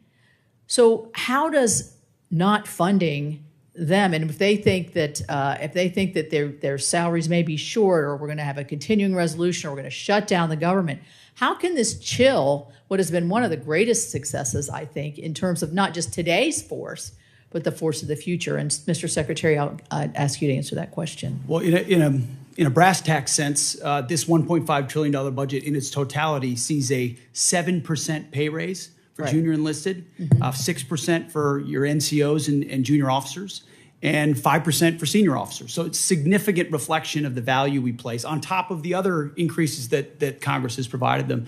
If we were to have to, and we're going to do right by the troops, we're going to make sure they get paid, but it's going to put strains on training and readiness and all the other aspects of O&M over time, which makes its way down to the unit level. When you're saying we're focused on training and readiness and lethality, but we have to cut back on training because Congress can't get the money we need to the department, that's discouraging at every single level. And when young men and women join this War Department, we want them moving immediately into the training pipeline at the highest possible level with the best possible equipment. And they've seen that thus far. And that's led to historic recruiting momentum. We need to keep that momentum going. Yeah, and I would say that it could have the reverse effect. If this is troubled waters here and lack of confidence, which we see on the other side of the aisle there, and questions that I think wouldn't be asked if it were not of a political nature, we're going to chill our recruiting efforts here for our young people as they look forward to serving their country and becoming that patriot they want to be. You're right. Or return to the valley under the Biden administration, where not only did they not meet the goals, but they had to lower the goals and then didn't meet the lowered goals. And then now we don't have the readiness we need as a force. Thank you very much. Thank you all very much. Thank you, Secretary of Agriculture. I'll get to you another time. Thank you. Senator Murphy. Thank you all for being here today. Secretary Hegseth, the American people either didn't want this war from the start or were deeply skeptical of this war because they have seen this country make the same mistake over and over again in wars in the Middle East, and that is to create either unrealistic or open-ended objectives. You said in March that the United States was, quote, on plan to defeat, destroy, and disable all of Iran's meaningful military capabilities at a pace that the world has never seen before. Obviously, as we've discussed here today, that objective has not been achieved and is not going to be achieved. Iran is more adept than even at the start of the war at hiding their capabilities or repairing after damage we have done. There's an open report that when it comes to their missile sites along the Strait of Hormuz, 30 of 33 are still operational. I wouldn't believe all the open reports, Senator. But I've also heard you say in this hearing that the objectives now seem to be more limited than they were at the outset of the war, that this is about reopening the strait and this is about dismantling their nuclear capability. And the president, of course, has said himself that he thinks Iran has a right to a missile program. My question is pretty simple. Is it correct that it is no longer a war objective to destroy all of their military capacities? This is what the president has said. Have our goals been simplified to reopening the strait and to getting into a negotiation over a nuclear program? Now, I don't think you have a realistic plan to do either of those things, but I think it's important for us to know what we're funding. Are the objectives much more limited today than they were when you made that statement in March? So I think the objectives have been consistent and clear from the beginning. And I would contrast it to North Korea, where a conventional buildup was used to hide a nuclear capability that eventually evolved to a point where it couldn't be contested. And what Iran continued to do, even after Midnight Hammer, was try to build that conventional capability to dare anyone to stop them from pursuing nuclear weapons. So getting after their conventional capabilities, missile launchers, defense industrial base, their Navy, was all part of it, ensuring they can't blackmail us into pursuing a nuclear capability. Laser focused on Iran will never have a nuclear capability. That's the promise the president has made and that he will keep in every way. I think it's important. It is still a war objective, either through military action or through a diplomatic agreement, to destroy and disable all of Iran's meaningful military capacities, including their missile program. As far as all, when we talked about that from the podium at the outset of this, we were talking about their defense industrial base. And if you look at the metrics of their ability to make more, that it's been overwhelmingly destroyed. Not everything, but overwhelmingly. Now, do they have missiles in underground bunkers because they're a terror state? Sure they do, and we've acknowledged that from the beginning. Yeah, but their capacity is less today than it's ever been They as a nation. obviously have significant capacity to effectively disrupt the entirety of the Middle East and oil flows out of the Middle East, and that's not going to change. Let me ask you one more question. This is a request for supplemental funding because you don't have the funding in your base budget to do what you need to do, which makes questions about the base budget relevant. There's been a lot of attention, Mr. Secretary, on the modernization of a luxury jet that was gifted to the president by the government of Qatar. Reports suggest that maybe as much as $1 billion in your base funding, an extraordinary amount of money, has been used for an upgrade, and the plane is back in the shop for a second upgrade. As far as I can tell, never before has an administration not made public the amount of money for an upgrade or a construction contract on a presidential airplane. Obviously, we don't need or want disclose the details of that upgrade, but never before have you withheld from Congress and the public the total amount of money. I think there are two really important questions here. One, will you make public the amount of money that you are spending to upgrade this plane? And two, can you commit to this Congress and this committee that the president isn't going to take this plane with him when he leaves office? The only thing more insulting to the taxpayers of spending money on a jet they don't need would be for the president to take it with him, to take it out of our military inventory when he leaves office. So the Air Force has done an incredible job making that a capable jet that ultimately, but its capabilities and investment are classified and shouldn't be talked about in That's public not what setting, I'm asking. considering Will the you make security of the amount President of the United money? Will you States. disclose the amount of money publicly? I would imagine as part of the regular budget process, that's something that we would look at. And will you commit that the president will not take But you have this to look jet? at the classification level of certain things that are not devolved for reasons of national security. Will you commit that the president will not take this jet with him out of federal inventory when he leaves office? That's not a decision for necessarily me to make, and ultimately we're grateful to have it in the fleet for the Air Force to protect the President of the United States. That's a deeply Senator unsatisfactory Peters. answer to the American public. Senator Peters. Thank you, Mr. Chairman. Folks, welcome to the hearing today. I apologize. Is Senator Ossoff still here? Oh. I'm sorry. I went out of order. Senator Ossoff. I'll yield my time to Senator Ossoff. Thank you.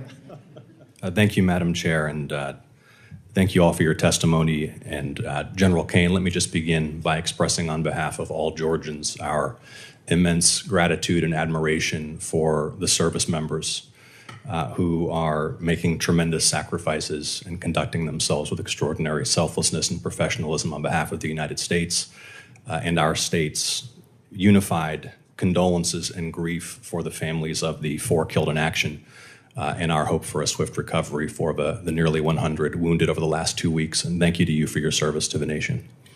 Mr. Hegseth, you're requesting roughly $68 billion for the department through the supplemental, correct? 67, yes. And yesterday, your department stated publicly, quote, U.S. forces struck Iranian military command centers, maritime capabilities, missile and drone launch sites, and air defense systems to degrade Iran's ability to continue attacking commercial vessels. That was a press release from your department. Is that a broadly accurate characterization of ongoing operations? That sounds broadly accurate, yes. On day 14 of this conflict, Mr. Secretary, day 14, nearly 5 months ago, you stated that Iran's military had been, quote, destroyed and, quote, made combat ineffective. That was on day 14 of the war. Was that an accurate statement? They didn't have a Navy any longer. It was completely sunk. Their missiles were buried underneath a lot of their underground facilities, and their defense industrial base has been almost completely destroyed. So as far as a military assessment of Iran's capabilities, it didn't mean by any stretch of the imagination absolute zero, but their capabilities Mr. Secretary, at the lowest level you they've been in a stated very that long time. on day 14 of this conflict, in the second week of the conflict, you stated that Iran's military had been, quote, destroyed and, quote, made combat ineffective. Was that an accurate statement? Yes or no? Iran's ability to challenge the United States of America at the level at which we're capable of. That's not what I asked you, Mr. Secretary. You said on day 14, Iran's military had been, quote, destroyed and, quote, made combat ineffective. Yes or no? Was that an accurate statement? What the American military has Will you done answer to the the question? Iranian military is a historic military Will you defeat, answer the and question they're ineffective under oath? in that context. 3 weeks later, you declared victory. That was now nearly 4 months ago. 3 weeks after you'd already said Iran's military was destroyed and combat ineffective, you said, quote, Operation Epic Fury was a historic and overwhelming victory. You said Iran's military had been rendered, quote, combat ineffective for years to come. And you stated we had, quote, achieved every single objective. Were those accurate statements?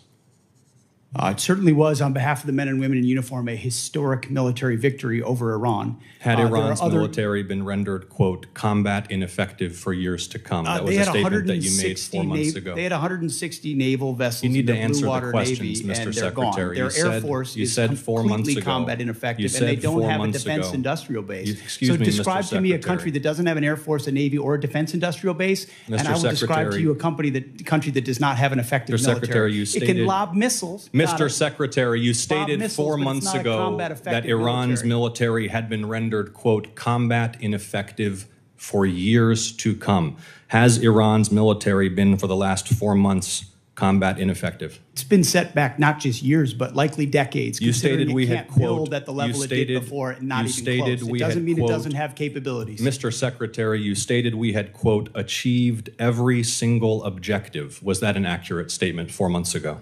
The main objective of this was to ensure that Iran never gets a nuclear weapon. Their main sites were obliterated. We're watching over them, and we're holding them at issue. If they don't give them up at the table, there's other ways we can take them away. Early in the conflict Iran will on never day have a 3, nuclear Mr. weapon. Secretary, early in the conflict, day 3, you said one of those core objectives was to, quote, destroy the missile threat. And as you restated on day 5, to, quote, obliterate Iran's missiles and drones. Those were clearly and repeatedly stated core objectives of the campaign, which 4 months ago you declared had been completed victoriously with every single objective achieved.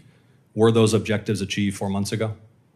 No one ever stated that every single missile was gone. Ultimately, combat ineffective means they're not able to dig them out of their UGFs and shoot Had at the us. missile It threat doesn't mean they been don't have defeated underground 4 months facilities ago? where they put missiles in them and hold on to them because they're the world's largest state sponsor of terrorism. So we never expected they would stop having capabilities to shoot. The question is at scale against an opponent like the United States of America, which went toe-to-toe with them, and Iran couldn't. And You cannot stated on handle it. March 8th, day 9 of the war, on 60 Minutes, you assured the American people of Iranian surrender. Does that remain your prediction? Ultimately, Iran will never have a nuclear weapon to threaten the United States of America. That has been the objective, and it remains so. So just to review, You will not answer whether your statement made on the 14th day of the war that Iran's military had been, quote, destroyed and made combat ineffective was a truthful statement to the American people as you sit here and ask for tens of billions more The for the conflict. senator's time has Had a expired. historic and effective military campaign against the largest state sponsor of terrorism. Won't and answer will the ensure they question. never Senator get a nuclear weapon, Peters Senator. is recognized. Thank you, Madam Chair. And thank you to our witnesses here today. I want to begin by first echoing my colleagues' comments that we've heard throughout the hearing here and join them in mourning the loss of American service members who were killed in action these last few days. My thoughts are with their families, with a service member who remains missing, and with all those injured during the strikes. And I will continue to pray for their families. Secretary Hegseth, over the course of the war with Iran, I have repeatedly expressed concerns regarding the administration's lack of a winning strategy and repeated contradictions about the state of the war. Frankly, it doesn't help that you and your president continues to mislead the American people. You and the president have repeatedly said that the war, as we've heard over and over again, is almost over or already won. In fact, the president alone has said the war is almost over more than 30 times. On March 1st, the president said, we'll be done in 4 or 5 weeks. On March 9th, he said the war was very complete. On April 8th, he declared total and complete victory, 100%, no question about it. On the same day, you declared Operation Epic Fury was a historic and overwhelming victory on the battlefield, a capital V military victory by any measure. And yet today, July 21st, we have soldiers whose remains are sadly going to be returned to their deeply grieving families tomorrow. Clearly, the war is not over yet. After months of conflict, our strategy to win remains unclear. I have long said the United States has the strongest military in history in the world, and I have no doubt that our brave service members can execute any mission and prevail in any battle. But without a clear winning strategy, we're at risk of being in another forever war that'll put our service members in continued harm's way and continue to cost taxpayers billions of dollars. Secretary Hegseth, despite your failure to win this war, you are back now before Congress asking for almost $70 billion in additional funding. You're asking the American people for a blank check because, once again, the Trump administration's efforts have been an utter and complete failure to win this war to this point. So my question for you, sir, is how is your strategy different than what we've seen in the past? So far, we have not seen a strategy that's been successful. You mentioned nuclear material is the primary goal of the war. It still exists. We haven't dealt with that issue yet. You talk about the destruction of missiles, and yet the missiles that we saw hit recent targets are actually somehow more lethal, more deadly, more maneuverable than what we have seen in the past. So they're obviously improving their munitions. The Strait of Hormuz is still closed, reminding everybody it was open before the war. Prices were lower for everybody until the war, and it still remains closed. And of course, tragically, people, service members, our war fighters, who we care deeply about, are still dying. So what's different? Mr. Hegseth, Secretary Hegseth. I think your characterization of this incredible effort as a failure is reckless. And I think it's irresponsible. And I think it smears the sacrifice of the troops that are out there making on behalf of the American people to ensure that Iran never gets a nuclear weapon. Shame on you and others who call this a quagmire and a failure, and then you want to turn around and say you support the warfighter. Either you do or you don't. Is the nuclear material still there, I can get you a ticket out to CENTCOM and talk to what those Americans are doing and how committed they are to this effort and how they want to ensure that Iran never threatens their families with a nuclear weapon. That's the kind of intensity that our warfighters have about making sure that Iran isn't capable of doing that. Secretary Hegseth, if you listen to my comments, you would have heard me say how amazing our warfighters are. I heard failure. And the word heard, I heard exactly what you said. I will tell you how I use the word failure, because I use the word failure to their leaders. You, sir, are the failure, not the men and women who are on that front line, not the men and women who hold up their honor with distinction. But if there's a lack of a winning strategy, they're in harm's way. Their leaders have failed them. And that's what's happening. We have Political leadership. You don't have a strategy. You don't have a long-term plan to actually win this war. Win the war. The men and women are going to be able to do it, but they need to have leadership. When will you show leadership? We have leadership. When will you show leadership? Why don't leadership? you show some leadership and stand up to your fellow Democrats who won't fund the troops, who stand and play partisan politics while you don't give us the money? You want to stand up here and talk about the troops? You won't show any political courage to actually fund our department because you have Trump derangement syndrome and can't actually commit to anything meaningful. So I put this on you, Senator. Secretary Hegseth, you have trillions, you have over $1 trillion. You're asking for $1.5 trillion. It's not a question of money. It's a question of leadership and understanding what it takes to actually win. Political cowardice of Democrats who won't fund the troops. Senator's time has expired. This will conclude our hearing. I want to thank our witnesses for being present and the committee for what has certainly been a vigorous discussion.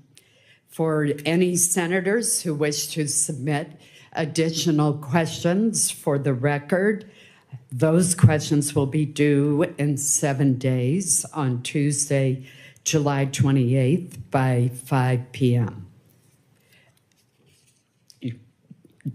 I'm going to ask the Vice Chair if she has any final comments. I do very quickly, and thank you, Chair Collins. This was really an important discussion about the state of this tragic and disastrous war and how we should be spending Americans' tax dollars on families instead of this president's war of choice. Unfortunately, this hearing has done exceptionally little to justify the president's request or to instill confidence that this administration has an exit plan or a strategy to end the war. This war has cost us a lot. The last thing we should be doing is rubber stamping another $70 billion to help Trump keep it going. Thank you, Madam Chair. Well, Vice Chair Murray, I'm compelled to respond to your comments by pointing out that it is the duty